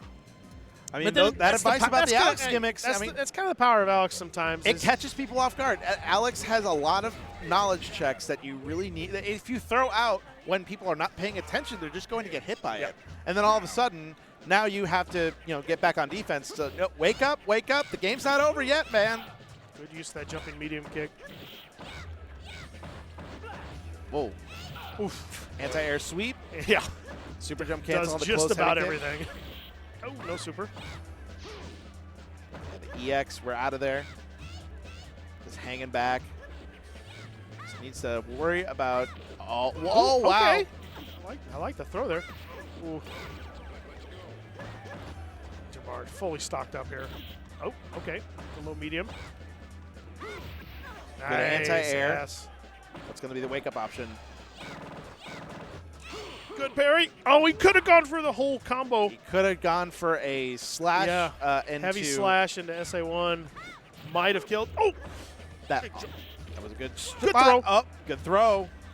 Yes, with the EX. A little bit of bias on my side for my local player, but good stuff to Limland. Hey, man, Shambana boys. I'm all about it. So taking a round against Jamar is a pretty big thing. He's a very strong player. Nice. Oh, here we go. The wake-up stomps. First stomp we've seen in the whole set. Oh, the back roundhouse going over. He manages to capitalize on that with a grab. I'm actually really liking Limland's patient, and then he rips out the EX elbow. Oh, these hits, they're racking up. Yo, the roundhouse. That's going to be the stun. Limland taking game 2. Good stuff. Putting Jamarvelous in the middle of Suplex City and getting it Jamar with a down little to cheeky one smile. game He's like, apiece. he's like, okay, all right. I ate a few roundhouses there. More than a few roundhouses. I mean, that's the thing, man. The strategy of just death by 1,000 cuts. If you just keep throwing out moves and Limland looks calm and collected. He's having a good time. Now, Jamarvelous, you notice, no more Chun. Ryu. Okay. We're on the SA3 Denjin Ryu. Ryu. All right. I have seen him use this a few times, but not often in tournament. I'd say we saw this in the warm-up with the button check. Yeah. And I believe that is why. He's seeing that Limland is committing to a lot of aerial approaches, and he's just like, all right, I'm going to test your parry game. Tatsu. And he went for the cross-up Tatsu. Oof. Yeah, there we go. No more jump roundhouse. Oh, you could have done a stand medium punch to punish that. Jab, jab, low forward. Jamar with a pretty strong round here. Gonna be up on match point here. Yeah, Jamar's locked in right now. It's got to be very difficult for Limland to get a game plan going, especially now that the former strategy of just jump in, throw out that roundhouse, see how many hit. Sweep. Yep. No punish. Yep, can't really punish. I think it's only negative. I think it's only -4. Ooh! Oh, but it didn't combo. It was crouching. Okay. Here we go. Nice Kara. That's good. Oh, I thought he threw out a normal. But the thing about SA1, it recovers really quick. It does. Oh, empty jump. Oh, the sweep. It didn't hit. Just a frame early. Oh, he jumped into it. Not enough stun. A lot. Oh no. Chip Is that territory. pixel health? Yes. And there's a Shoryuken. Good stuff to Jamar, but good stuff to Limland here. Shout outs to the local Champaign crew down there in Illinois at the UIUC. I mean, your advice helped. Just, you know what? Sometimes you just got to throw out those buttons and believe, brother. Hey, and that works. I thought he played pretty dang well, to be honest. But Jamar showing his tournament experience. Like I said, those decades of experience that we got. Sometimes you know, you get a match like that, it might kind of break you off your rhythm, and then he kind of went to. I mean, at the end of that game, too, you definitely saw that little smirk. He's just like, all right, I got to lock in on this dude real quick. It's like, all right, he got his one. Everybody gets one. All right, let me hit you with this Denjin really quick. That might have been Jamar's first match, too. He does have a bye in this pool, so that probably was the case. That was either second or third round. I'm not completely sure. That was third round. Okay, so he did play earlier. Well, let's see. I did not see the results of that first pool of the day that had Ryan Hart in it. Did he play today? I was seeing him by the setups, which honestly, that's like seeing a unicorn. It's like, oh no, yeah, I saw that he was DQ'd. Wow. Oh, so he wants to do that. So he wants doing to do it the that hard way. Hard way. Hey. Sometimes you want to maximize how many games you get in a tournament. So honestly, like, so you make that long It run. reminds me very much, and I will always tell this story at an opportune time, of Mr. Soul Avenger. Oh yes. Shout out to Soul Avenger for where the one year that I went to Combo Breaker, I believe it was 2018. I was his ride to Combo Breaker. Oh no kidding. And he woke up late. We got to Combo Breaker late, and he got DQ'd round 1 winners. And managed to run it all the way through losers to make top 8. Yep, I remember that.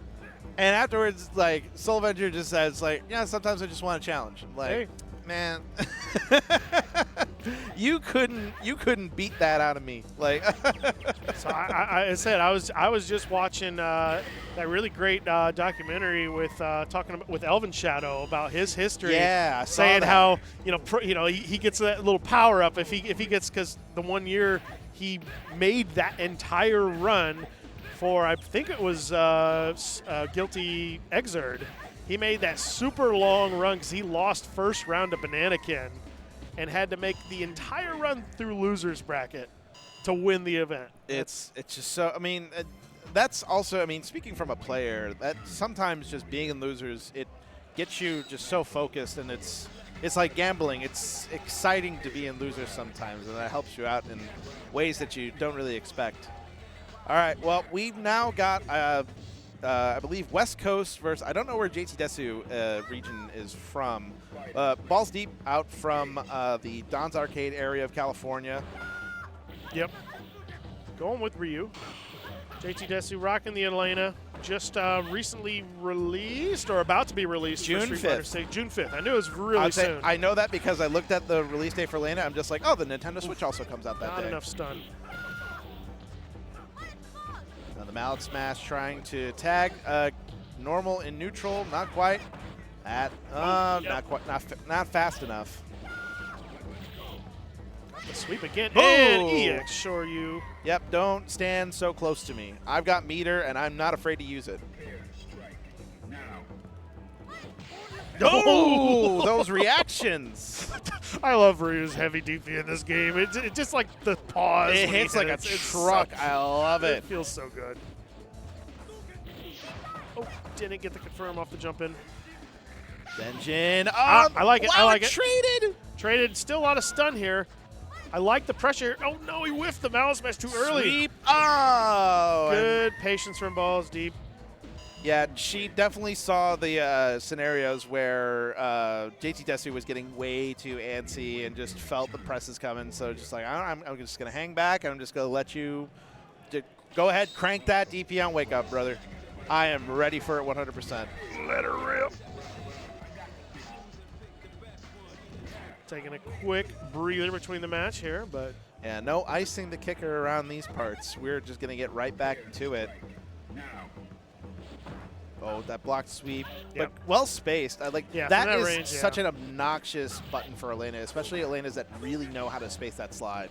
It's to me, it's always like when I play Blanca and other fighting games. I'm like, is Amazon River Run just unblockable? I just get hit by this slide all day long. But again, really just very adamant on hitting that wheel kick on that scratch wheel. Yep. That time had it set up correctly where he didn't even get tagged by the EXDP at all from Elena. Balls Deep on match point. Oh, could have got a full jump-in combo, but we'll just settle for a couple of stray hits into a sweep. Air-to-air reset. Another big sweep. Again, Here's the yes. Denjin. This time right into the face and crouch. Den. Ow. All right, just goes right over. Well, that certainly was an interaction. JT Des is just like, are you over there? Are you over there? Like, what just happened? Well, good stuff. The ball's deep. She's going to be moving on to the next round. Very well done. Just so many different interactions where it just reminds you just how wonky of a character Elena is. Well, her hit and hurt boxes just are all over the place. It's such a pain to deal with, especially times where the Makoto matchup against Elena, where there's times where I have my grab, I'm on my side of the screen, it's like, oh, okay, cool, it's time to go. I hit my stand fierce, I cancel the super, and because her hurt box is shaped like a ramp, I get the first hit, I skid past Elena, and now I'm just like standing there looking like an idiot. Womp womp. All right, well, next up, we've got another up-and-coming Third Strike player that's been making some pretty good placements in the recent couple of years. Meryl plays rough. Yep. Former Makoto, now onto Chun. Still has the Makoto in the pocket, but she has been making the more and more public switch over to At Chun. Frosties, for the most part, used Chun, I believe, the entire tournament. I could be wrong on that, but there were a handful of times where she did go Makoto in that bracket. Yeah, I thought so, yeah. In I know pools that and stuff. specifically because there was a really, really funny moment where in that top 8, it was Meryl plays rough, Meth Rosenstock, and a couple of other, I think also Mateo, who's not a Makoto player, but was also vaping on camera. And somebody made the joke, was like, do you just need to be a smoker in order to be good at Makoto? I'm just like, wrong. I am a good Makoto, and I managed to quit smoking. Thank you very much. But the history was there. That's what the foundations are built of. Exactly. I mean, then maybe that, well, don't, like, I am not a doctor. I am not a health professional at all. Is there a doctor in the house? 10 people stand up. Oh, all right. I am serious, and don't call me Shirley. Yeah. Actually, I'm curious. I feel like doctor is like there's a lot of just doctor somethings, you know, in people's handles and gamer tags. There's more than a few out there. Got to do like an actual. Helm coming up. All right. We got to do an actual like study on how many of those players with doctors in their tag actually do have PhDs. Because there's actually my brother is actually almost finishing up his PhD. Quentin does, right? Yeah, Quentin also is because he's finishing up a PhD in cybersecurity. Yeah, it's going to be awesome. Also, another strong Makoto player. Yes. So now the reason why Meryl Plays Rough actually transitioned to Chun-Li in the first place is because she really does not like the Makoto mirror, which, to be fair, that is understandable. That mirror is a walking, talking heart attack. It's two freight trains just kind of hitting each other. It is two silverback gorillas running at each other at full steam, and it's just kind of a coin flip to see which one's going to win. But this is a little bit more of a predictable matchup. Chun Makoto, it's pretty kind of down the line even. Ooh, missed confirm. Good parry. Oh, but no follow-up afterwards. Oh, wow. Super low EX axe kick. Yeah, I like that there. Which can sometimes, I feel like it sometimes whiffs on Chun too, just because she has that insanely low. Yeah, you really do have to. You really do have to space that axe kick to where it literally comes down right on top of Chun's head. It can dead zone her sometimes from certain ranges. And I think if she just randomly hits crouching medium punch, she'll just avoid it completely. Yes. That move just avoids everything. Whoa, far fierce. Just keeping the pokes. Oh, yep. Charger is safe-ish from there. I don't know if that only full charge is safe on block, I believe. Yes, like full charge is only like safe. There it is. Carcusa. Here we go. You spend the meter. Yep, take the EX to get the stun. Good stuff here. Keep it simple. Yes, keep it simple. Sometimes people try to go for the jump combo all the time when you don't need it, and I always feel like Makoto has one of the harder jump combos in the game to do heavy into fierce. That is correct, but as another Makoto player, I'm just going to sit here and quietly judge. Yeah. You didn't go Oh, but wait, hold on. Got the corner. Hayate, Hayate. Oh, again. Oh, is this going to do enough? Again. Yes, it is with the next Hayate. This might be a perfect here. Another. No, we didn't get the cancel. It's not over yet. No, perfect. Oh, okay, all right. there we go. Now it's over. Meryl Plays Rough says, hey. Now it's over. Hey, you didn't get the perfect though. Hey. I mean, a Chun with 2 bars could very easily have turned the situation around Something entirely. I've seen countless times. That fully stocked Chun-Li, you get hit once by a back fierce, you're like, uh-oh. Good stuff to Helm there. I really, like I said, really capitalizing with the Carcusa in the corner, getting that stun damage ramped up quickly, too. It really, this matchup is very much just a tale of pick and choose. You really have to play at a specific range, and you got to be cognizant of the buttons that Chun's going to be using to check your dashes. And then once she's starting to check one thing, that's when you have to pick a different approach angle. And he's seeing that right now. He's kind of hanging back. Although Meryl's now on the offensive, gets tagged with the back fierce. Is this going to be enough to kill? Not quite enough, no. But yes. Oh, didn't go into. I thought it was going to go. I thought she was going to go into legs off of that. But sometimes you do that crouch medium kick. If they parry it, you can flip over if they're too slow to do something. Oof.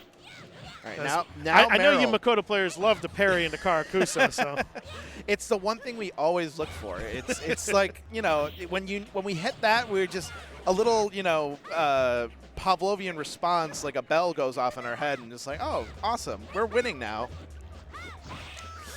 Oh, not quite. This could be a big punish here. What's the choice? Yeah, okay, just use the EX to get screen control. Little stun built up because Makoto builds meter back fairly quickly.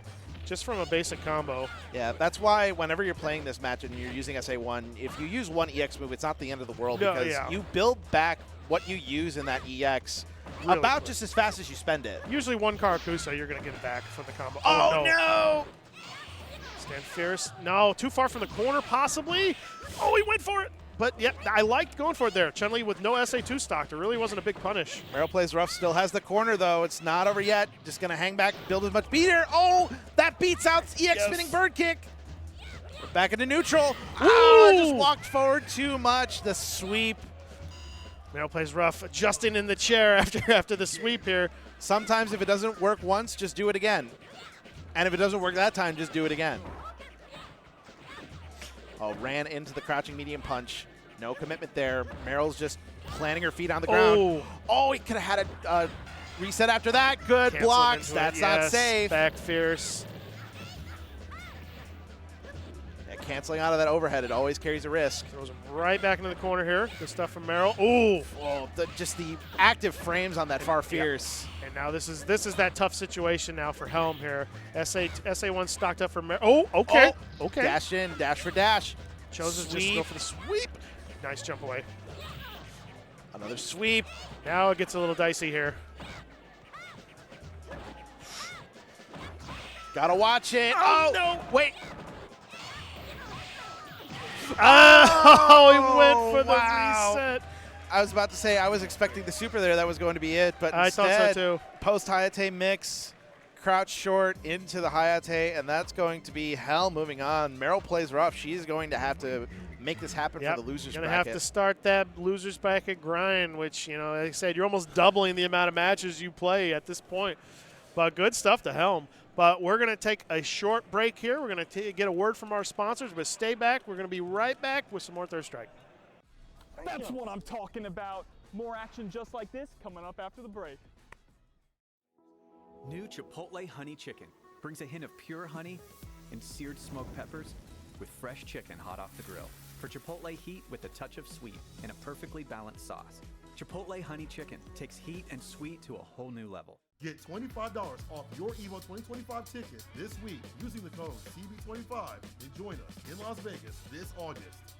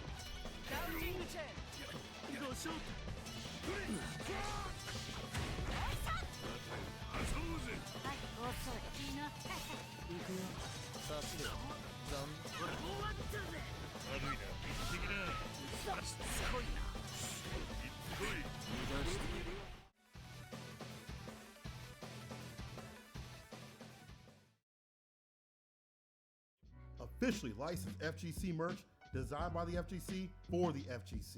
Discover Tenno's newest drops releasing for the first time during Combo Breaker alongside many of your returning favorites at merch.10-o.gg.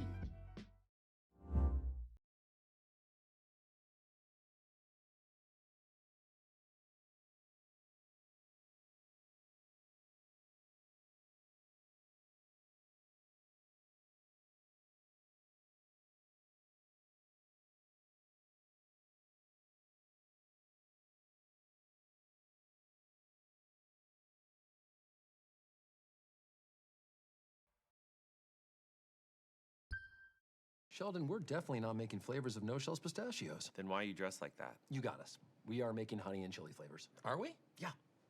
Wait, then why are you dressed like that? My wife likes it. Spicy. 4-alarm fire in the boudoir. Welcome back, everybody, to Third Strike action here at Combo Breaker 2025. We are in the middle of pools here.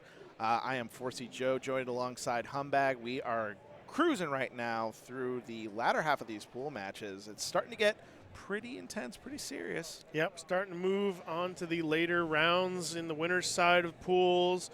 We saw Chris G earlier. We saw Helm with a really impressive performance against Merrill Plays Rough, who had a very deep tournament run at Frosty's. A lot of good players coming up throughout the tournament. Like I said, we got I'd say speaking blocks of one, today, we got blocks tomorrow. Yeah, speaking of one, we now have a Mr. Pomegranate X sitting on the sticks right now. Excited to see him up on stage. Yeah. For those that have been around the Third Strike scene for the past, I want to say, year and a half, 2 years now, possibly even 3. It probably has been a little longer. Time flies. Pomegranate X is a frequent on Fightcade. What part of the Fightcade generation of this game that has come into play? Very solid Akuma player. Is one of those players that always likes to go for the parry. And is very adept at it as well. Yep.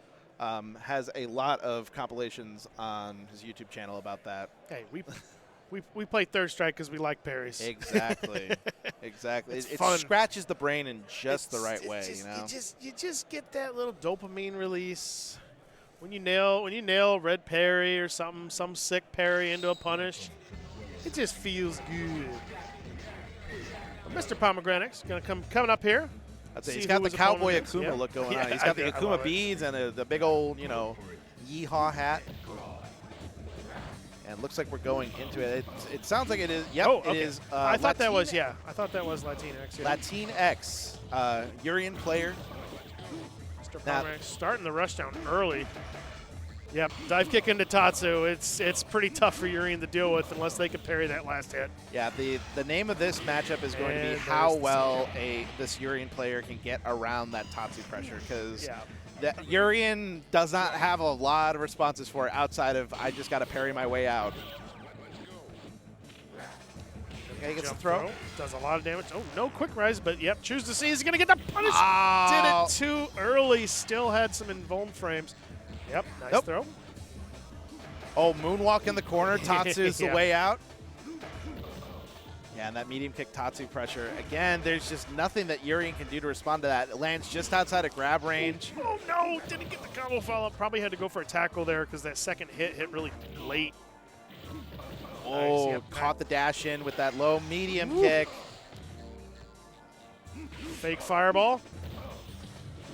More Tatsus, more Tatsus, and that's going to do. Oh, okay. There's no need to do that. It is Tatsuing versus a Urien. That is something that you see fist pumping pretty much every single time a Akuma and Urien play. There's going to be lots of heavy Tatsu on block, because that is the matchup. I mean, it is. As you saw, there's a lot of times where he did the heavy kick Tatsu, and as soon as he landed, Urien couldn't grab, he couldn't stick out a button, he couldn't really do anything other than just try to guess parry if the Tatsus were also going to be coming out again. Yep.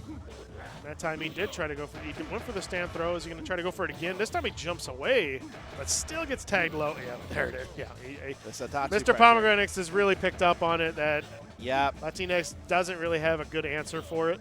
Yeah, and you can't let your opponent know that you bleed like that, because all of a sudden that is the one weakness that Mr. Pomegranate's is going to look to exploit. Yes, he does get the follow-up. Could have done a little bit more damage. Good parries. Crouch and medium kick. Demon is fully stocked, though. Is he going to try to do it after it? Ooh! That's why you can't reach. Oh, the that's trigger, so yes. dirty. I love it. The whiff. That is, whether on block or whiff, you can just cancel into it. It's so dirty when it works. Good. Yep. But didn't get the jump in afterwards. Car throw. Demon flip mix on that block. Oh, good tackle. Yeah, and Latinx has been doing a lot more, trying to use normals after blocking. Yeah, and he's going to parry with it. Yep. Pretty much no reason to not low parry option select. And yes, this time he does the whiff again. Into he Demon. did it again. And there he's going. Mr. Pomegranate's really, he's like, there he goes. All right, I'm out. That's, you know what? That's kind of how most of the time Akuma versus Urien goes. I mean, it's a tough matchup. It's tough to hang. Akuma really kind of dominates the majority of the match. The big thing for Urien in that matchup, while a lot of the setups and stuff like that you can't go for, they're not guaranteed, unblockable type setups because any teleport. But at the same time, every single teleport is punishable. That is true. And that's the hardest thing for Urien in that matchup, is having the teleport punishes down optimally. Whether or not it's just dash, crouch round, crouch fierce, or even just, wait, do a heavy kick tackle or something. Yeah, you really also have to have your resource management on point as well. Oh, here we go. No. Logan Arcade Boy. This is our resident Necro expert, 333. Freaky Bob, man. We got Freaky Bob. Oh, Freaky Bob. Freaky Bob calling on the phone. Oh, I was looking at my phone. I'm like, what time is it? if it was 3:33 in the afternoon and this man guy came up on stage, I would have exploded. So here is here is the alternate to that. If Combo Breaker was hosted in Colorado, because it is 4:15 here, but it is 3:15 in Mountain Time. So there you go. Now, if he stretches out the match as long as possible. Get those Necro limbs going. Come on, Raji. I know you can do it. As long as one limb is in the time zone, that's the time zone that you're at. I don't make the rules. That's just how it is. Necro in this game, one of the cooler, what do you call, quote-unquote hybrid characters. Although, honestly, the strongest part of Necro's game is Necro's rushdown, to be honest, and his ability to bully you in the corner. He's got a throw that he can, juggle off of. Certain characters, he could potentially do a touch of death. If he, against Urien, for example, if he lands a crouch fierce, it's 6 one-frame links in a row. But I see a lot of those really strong Sugiyama landing it consistently sometimes. I like Necro because Necro is one of those characters that is really good at playing the core elements of Third Strike. It is a footsie-based character that is based off of winning these neutral interactions with punishing opponents either with punishing or by parrying out through that way in order to get their offense started. Very centered on the high-low, very centered on making sure that you have your resources ready so that when it is your turn, you can this cash character out. a lot more terrifying if they had a few more active frames on their normals. A little bit, yes. That is one of the downsides of Necro. We just saw that right there, yep. Almost every normal he has, the best normals he has 2 active frames. You're going up against a character, Makoto, who has active frames galore. Has a surplus of active frames. Oh, yep. Rocking the SA1. So Raji likes to, 333 likes to rock this super specifically for Makoto sometimes because a lot of the time Makoto is going to want to take control of the air because her air-to-air buttons, they beat Necro like all the time. Yep. Like that. Oh, it's going to grab, unfortunately. No. Yes, that grabs it. Yes, but he didn't get the full combo follow-up. I would have just ripped into super. Just like, don't mess around. You can't give 333 room to breathe. What are those? Coming down with the overhead. Good stuff, 333. And a chip damage on that, too, to boot. Yeah, this is going to be the main... Interactions there. Oh, elbow cannon into the Super 1. Does get a combo after light elbow cannon, too. And I like that, 333, honestly, his strongest part about playing the Makoto matchup is he knows when to back off. He knows when to just, change up the pace and really pour it on. But at the same time, he now acknowledges, I got the life lead, I can just chill. Just do safe stuff. Don't bother with being in dash range. Yep, walk up through. I like it. I like the patience. Choosing not to overextend himself because the SA1 is fully stocked. Whoa! One interaction from Helm, whether it's a Karakusa at this point, can steal the round.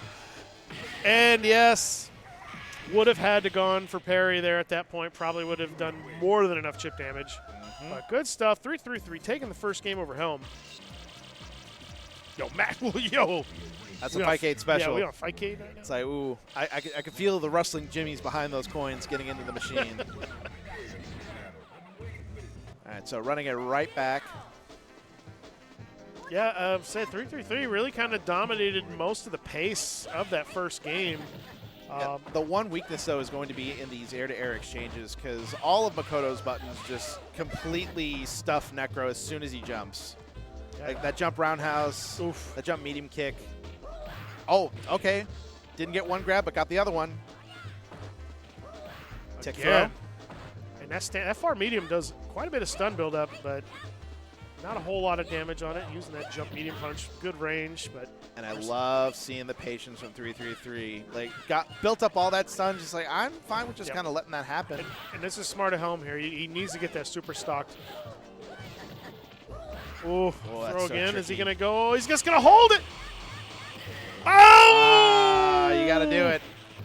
333 loves to test to see if you can parry every single hit of that. That was tough, too, because you're not quite... to get that first parry when it's held like that, it might not be hitting on the exact frame you try to wake up parry. Good catching the dash with that. Is going to get a full connect to the Magnet Storm. Oof. Wake up grab. Now Helm's got the corner. He's drill kicks have been really well spaced. Chose to just keep the screen control, and he gets the link. I agree. You got to burn that meter. You got to get your corner back right now. Oh, jabs him out of the electrics. Nice drill again. Oh, wow.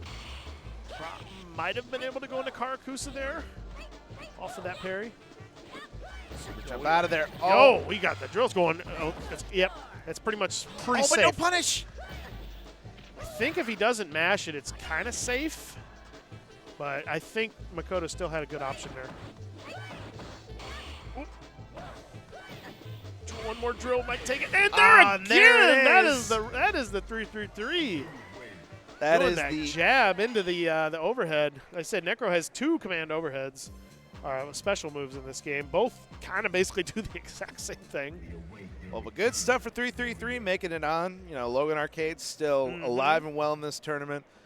I mean, honestly, as somebody who sat down and really, really taught 3-3-3 the matchup, he's become so good at just checking any sort of Makoto in the past couple of years. The improvement has just been exponential on his end, so it's always good to see the fruits of that labor come to play. All right, so now we're going to be sitting on Chris G, back on the sticks. Yep, moving along on the winner's bracket of his pool. Chris G. Yeah, trucking along really handily now. He's going to stick with the Ibuki, is what I'm wondering. Probably. I mean, here's the beautiful thing is that some players, for example, some of our local players like Big Red and Dirtmaster, one thing they like to do at our locals is they could play roster. Right? Oh, yeah, yeah. They just like to choose one character kind of based on vibes, and they stick with that character for the entire tournament. I wonder if Chris is probably rocking under that same exact philosophy. Well, we'll see. And he's going, no, this is just button check. But as I've seen, Chris G has played a large handful of characters in this game at a very high level. Like I said, he's gone far before with just Shawn and at Frosty's before. His Yang's really solid, and his Ken, I'd still argue his Ken is probably his best character in this game. And I've always actually really liked how he plays Ken, because he never overextends himself almost ever when he plays Ken. And a lot of people love to go for post SA3, trickery, cross-ups, fake cross. He will sit there and just do medium punch, medium punch, medium punch, medium punch, medium punch. Yep. Give me the meter. It's the old-fashioned school of play, and it's always nice to see. This is also the winner's semis match of the pool. Okay, so this will make it out. Whoever wins will go to round 2 in winners, and if whoever loses, they're still in it, but they're going to have to start round 2 in the losers bracket as well. So it looks like it is going to be Ryu versus Chris G. Shin Shoryuken? Okay. All right, I got to see this. Okay. I got to see this. This is definitely a little bit of the showcase coming out right now. Guru rocking the Urien. The what is that, light punch default color? Whoa, standing heavy punch. Such a good poke. Good patience. Yep. Good patience. Just playing neutral. No reason to run it out and say get that jump parry into sweep almost every time. Ooh, nice whip punish. Yeah, almost rocking a full bar of meter. Chris G has a lot of meter to spend and does so just to kind of get out of the corner. It's always one of the trickier cancels in this game. Crouch Fierce Fireball into Aegis. You gotta. It's weird. It always felt weird to me in this game. Thought that's what Guru wanted there a second ago. You're trying to get that. Wanted to get the dash throw to try to get it going. Cancels into Tatsu off the parry. Overhead stand medium kick. Stuffs out the headbutt. Yeah. Yeah, caught the jump. Caught the headbutt. It also could catch you if you stick out a straight button. Yeah, Chris G honestly not really doing a whole lot of specific Ryu stuff. Is just kind of hanging back and utilizing all of his pokes to just kind of whiff punish Guru. There we go. Gets the sweet spot into the throw. He's going to get a little extra damage on it. Yeah, he's going to land on it. Still had some. Sometimes you run out of juggle points even after an air reset into super. Short, nothing. Tackle. Oof. Another sweep. Yep.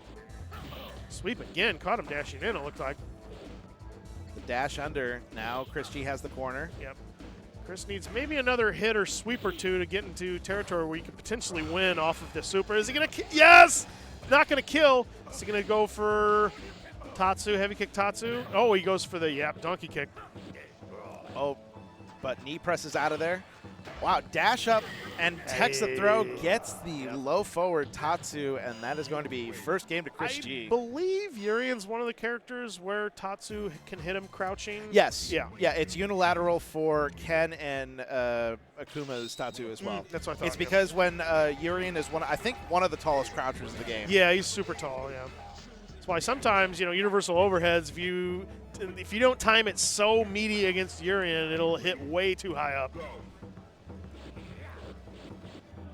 Round starts kind of sticking to neutral. Ooh, oh what? my God, that the sweep got tagged by the overhead. Okay, I like it. I mean, that's the first time I've seen that interaction. That was crazy. This stuff from Guru here gets tagged by the sweep again, but again, it's just the patience that Chris G is showing. He's just waiting for Guru to make these unsafe mistakes. There it is. Here we go. Get the party started. Overhead gets the launch. Tackle, headbutt. Good stuff. Good execution. He's going to have another one set up here. No, he doesn't put it out. There. Okay, there it is. Got the other wall up, overhead. Good blocks on Chris G's part, just blocking low.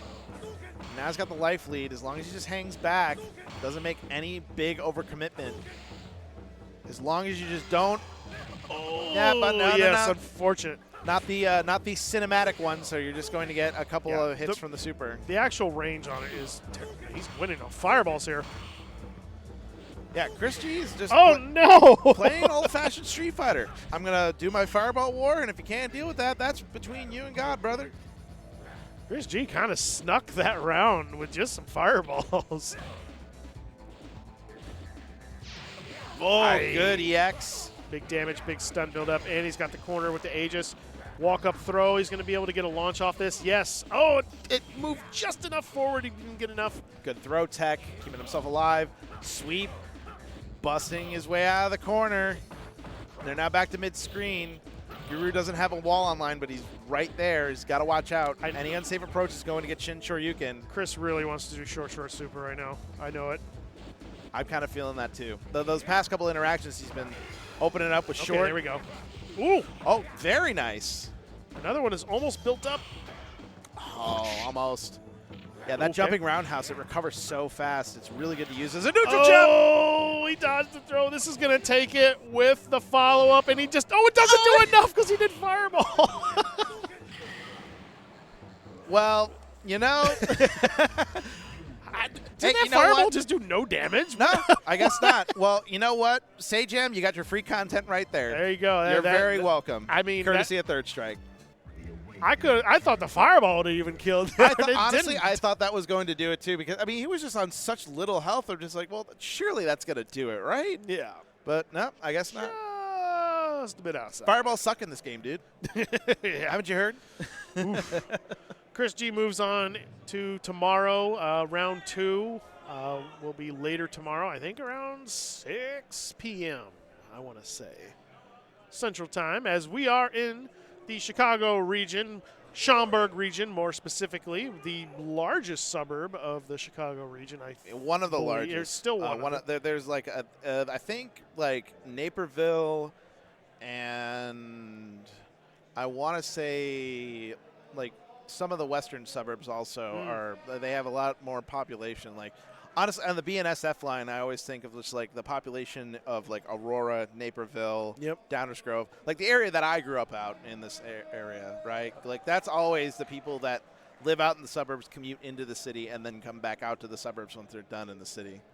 All right, we're going to have Mr. Pomegranate on stage again. I believe this is the other winners semis match. Yeah, I would imagine so at this point. Which, if that's the case, it will be, if I'm assuming the bracket paths correctly, it's going to be Mr. Pomegranate X versus Balls Deep. All right.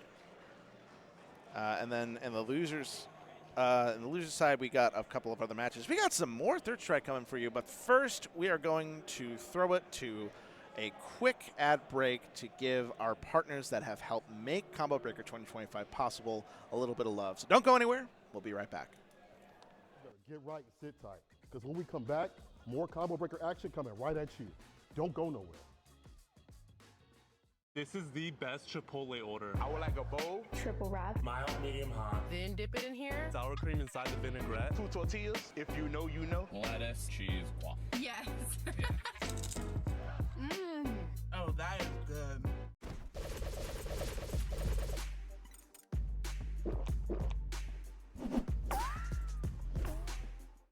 gives you wings.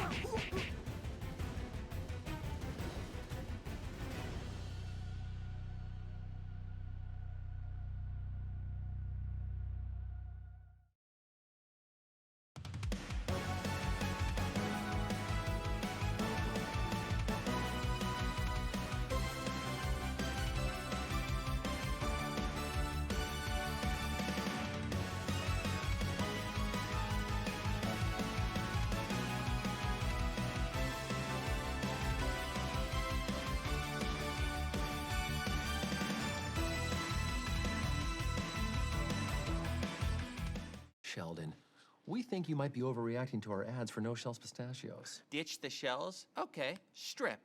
What? You ditch your shells. Okay, yeah, that's No, fine. guys, I take it back. You want the show? No, You got no the shell. show.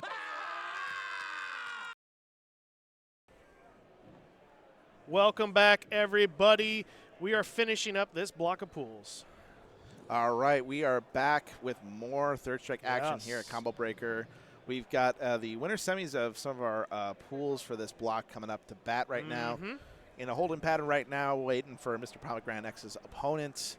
I am 4C Joe, joined alongside Brother Humbag. We have had a lot of great matches this afternoon. Yeah, we got to see some local favorites with 333 rocking the Necro. Love you, Raji. We've had a few Chris G matches up here. He cruised on his way out of pools, so he'll be on the round 2 of winners tomorrow. I believe Ryan Hart earlier today in the pools before this was DQ'd out of winners, so he's going to make that long run through the loser side of bracket. Hey, so. sometimes you just got to make it interesting, you know, and that's one way to make it interesting, for real. He's probably one of the most like OG names in the whole bracket, to be honest. Like honestly, I mean, even before I like right when I first started getting into fighting games, I knew who Ryan Hart was. Just like that was really, really cool to see. Yep. All right, so we got the other winner semifinals of this match of this pool. Balls deep. Yeah, this is the winners semifinals of C353 for those that are following the brackets at home. The winner gets to both of these players are going to be moving on to round 2 tomorrow, but whoever wins gets on the winner's side, and whoever loses has to go through the loser's bracket of round 2, which if I've been looking at brackets and seeing the updates, I mean, losers bracket's already starting to look pretty rough, so you definitely want to be on the right side of that. It's going to be a grind, winners or losers side at this point as things get funneling down. But here we go. Balls deep against Pomegranates on the player 2 side with Akuma. Going with SA1 balls deep in this matchup because of the fact that Akuma's got the teleport. It can blow up pretty much all of the setups. Yeah, and I respect Balls Deep for this pick because she's got the right mindset where a Denjin, you could make Denjin work against Akuma, but at the same time... And it can work very well, yeah. At the same time, like, SA1 Ryu can dish out a lot of stun. You just got to be using your EX meter efficiently. Oh, good conversion. The walk back into the crouching medium kick. Say that's just the classic Shoto mix-up. It's like, which direction are you going to go, or are you just going to stick it out? That is effective, patient offense is what I call it. It's the one button that's on everybody's mind whenever they're facing Ryu, Ken, Akuma. It doesn't matter. Short jab, short, confirm. Good damage on that. I like that delay. Fierce there gets the juggle connect on that. He did it again. Yeah, I really like that late delayed close Fierce. Oh, and caught the quick rise, crouching medium kick again. Now balls deep, having to play on the back foot. I'm wondering if I think he's doing that really kind of delayed, close standing fierce from that Kara throw range that would potentially blow up any crouch tech attempts as well. So that is one thing Akumas like to do, especially at that range, because it basically gives them an out where if they feel like they're going to tech on their wake up, that stand fierce does a lot of really important work, because then they can cancel it a demon flip, they can cancel it a tatsu, they can do a lot of things off of that. And it's high parry only, and it'll stuff any medium or lights. So it's really strong option there. Okay, nice parry. Juggle damage follow up. Ooh, oh, the back dash, eking out the throw. Oh, the side switch. That's a tough combo mid-screen sometimes too. Getting that medium tatsu into DP. Pomegranate's showing the execution right now, and he's almost fully stocked up with 2 bars, but goes for the dash up, crouching medium kick super. Ooh, oh, she didn't block all the hits of the tatsu. Now ball's deep in the corner. You don't want to be here. So it there's a gap between the third and the fourth, I think the third and the 5th hit, where you can interrupt, but it's tough. Oh, the link, standing medium, that does enough. What a quick 2-0 from Mr. Pomegranate. Wow. Yeah, Mr. Pomegranate putting the pressure on and just speed running that. Well, winter semi is going to be into the next stage of the bracket on winner's side. Balls deep. She is going to have to go into the loser's bracket to hopefully claw her way back up. But good stuff to both players. That was a clinic from that was fairly dominant there for Mr. Pomegranate. Like I said, he really kind of got this game plan going quickly and stuck to it. Really got her to the corner almost instantly at the beginning of each game.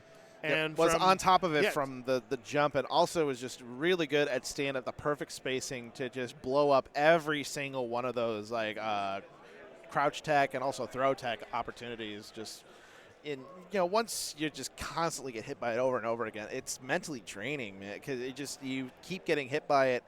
The damage and stun just keeps racking up. Just like, I shouldn't be getting hit by this. I think I'm guessing right, but nope, you in fact are guessing wrong. Why am I blocking with my face? Jamarvelous up on stage once again. Let's see who his opponent is. If I can pull up my bracket, mine might have died on me. Mine crashed, I think. I might have dropped my Wi-Fi. That could have been why.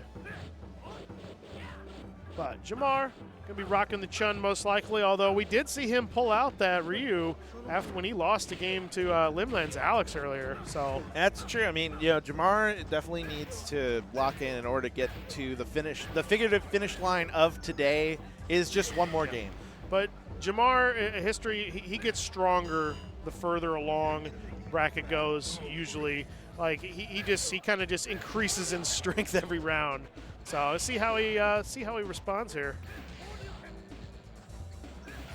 Getting stuff ready right now. Yep, button checks. Fist bumps are active. I believe this opponent is Ancient Carthage. Yeah, I can sort of see the tag on the badge right there. Which, by the way, honestly, the badges this year Ancient look really, Carthage. really cool. All right, so Ancient Carthage. So probably had to go through Angel, another Logan Arcade local. ST Legend Angel. Top 3 historically in Frosty Faustings and Combo Breakers past. Right. Now going up against a Yang player. So rocking the Magnetic Storm Yang. I always love that version of this game. SA2 pick from Yang, pretty common. Some versions of the game, the USA version, it will say Magnetic Storm. When that is not the case. When it is not the case, indeed.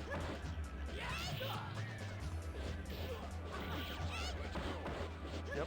Choosing just to stay pretty, stay active in the air.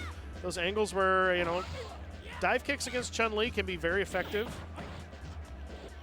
I do like Ancient Carthage's placement right now. He's just kind of walking just in and out of the ranges and is doing a very good job of piloting Yang just outside of Chun's crouching medium kick range. Got the low medium. Oh, okay, yeah, just poke, get the poke, link? poke. It was, yeah, he got the link off the universal overhead. Ancient Carthage, good pressure on Jamar. But Jamar was fully stocked up almost here after that. Yep, built it up. Both characters are stocked up. Yeah, Jamar trying to find an avenue open. Doing those dive kicks. You got to respect that. Oh, what a red parry. Wow, that was still a red parry window, too. That was late. So much block stun on that. Okay, sweep. Oh, gets hit with the Mantis slashes. Yep. Jab into throw. Did not let that third hit rip. I think the third hit target combo whiffs against Chun, or especially if she's crouching. Ooh, okay. Gets the EX Mantis slash into the corner. Oh, the wake-ups! EX spinning bird kick. Sometimes you just got to let it rip. Just hang on to it until you really need it. That's why they call it Old Reliable. Ooh, didn't get oh, no cancel. We're out of there. Throw back in the corner. Close medium kick. Tried to go for a car throw, but it was just a little too close. Oh, what a whiff punish. What a whiff punish. Foozies. And got caught on the wake up. That's a close heavy kick. Goodness. You Super feel jump that all the way from Omaha. Honestly, I love when Chuns incorporate that into their repertoire, because when a Chun hits that, you know that they are not messing around. They are on point with every single one of their options, including that close heavy kick, because that is a very, very good option. It comes out super fast, gets a lot of priority. You can cancel it. Now, granted, it's a super jump cancel.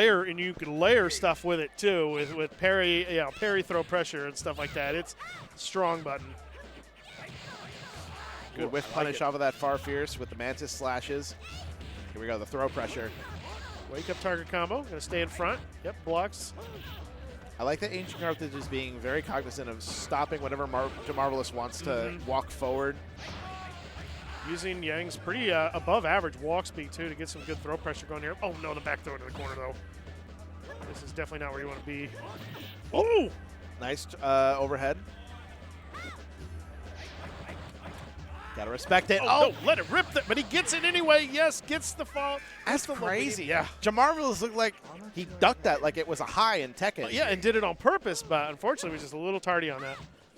Ancient Carthage here, though, fighting for his winner's life here.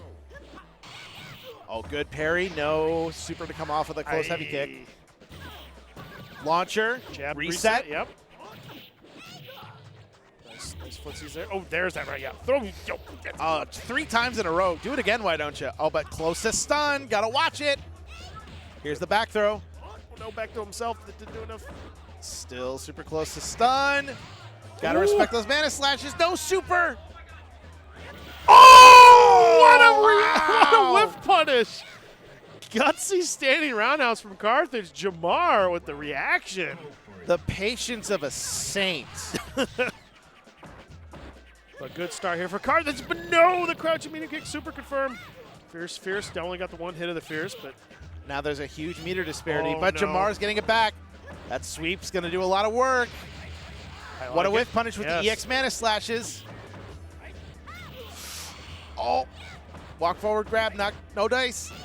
Oh, the roundhouse. What a sweep! Yes, and close roundhouse. Oh my God, Jamarvelous! Just when you thought that we were going to see a game 3, locked in, bought it all the way back, and is now going to be in round 2 on the winner's side. What a actually really close 2-0. That was like it could have. There could have been a couple swings either way there, but Jamar really showed his patience. Really came through there, especially that whiff punish on the standing roundhouse was on point. This is one of those times where you could say 0-2, but it was close. Yeah. You have video proof that it was close. Really good Yang play. He's going to still be alive in the tournament. Going to get knocked into losers by Jamarvelous, who moves on in his pool. Going to find out if we have any more matches lined up. We might have one or two more. We probably do have a couple. I mean, we do have the other winter semis, which if I read if going off of seeds. Now, the other side, Meryl Plays Rough was the top seed. She was the top seed on the other side of this quote-unquote other side of this bracket. Yep. But she got – oh, that's it? Oh, okay. Well, then that is going to be – all right. I think I guess we wrapped up this round of pools here But like I said, there's going to be plenty more Third Strike coming this weekend. I mean, you know I'm going to be out on the floor playing in the 100%, yeah. I'm going to go to the Voodoo Ranger arcade. They have Third Strike there. They also have Voodoo Ranger there, which I'm just like, okay. I mean, I'm not a big thing of IPAs, but, you know, if handed one, am I going to say no? Absolutely. You know, I'll take a brewski when it's offered. But like I said, there's going to be plenty more Third Strike this weekend. Tomorrow, I think we're going to have 6 hours streamed of Third Strike going up into we're going to do the round, top two, the second round to finish the day. And then Sunday, later in the day, I believe around 5:30 or so p.m. Sunday is the big day where we got top 24 all the way into our top 8 finals for Third Strike. But that is for another day, and we are going to leave it at that. We're going to now go to All In Together. Guilty Gear Plus R, I believe, is going to be up next, which that's going to be fun to watch. But that's going to be it for Third Strike, and that's going to be it for Humbag Friday and myself. I am 4C Joe, reminding you to always take care of yourself, and we will see you at the next one. From Combo Breaker 2025 in Schaumburg, Illinois, don't go anywhere. We will be back with more Combo Breaker right after this. No coasts, no kings, only champions. More Combo Breaker after this.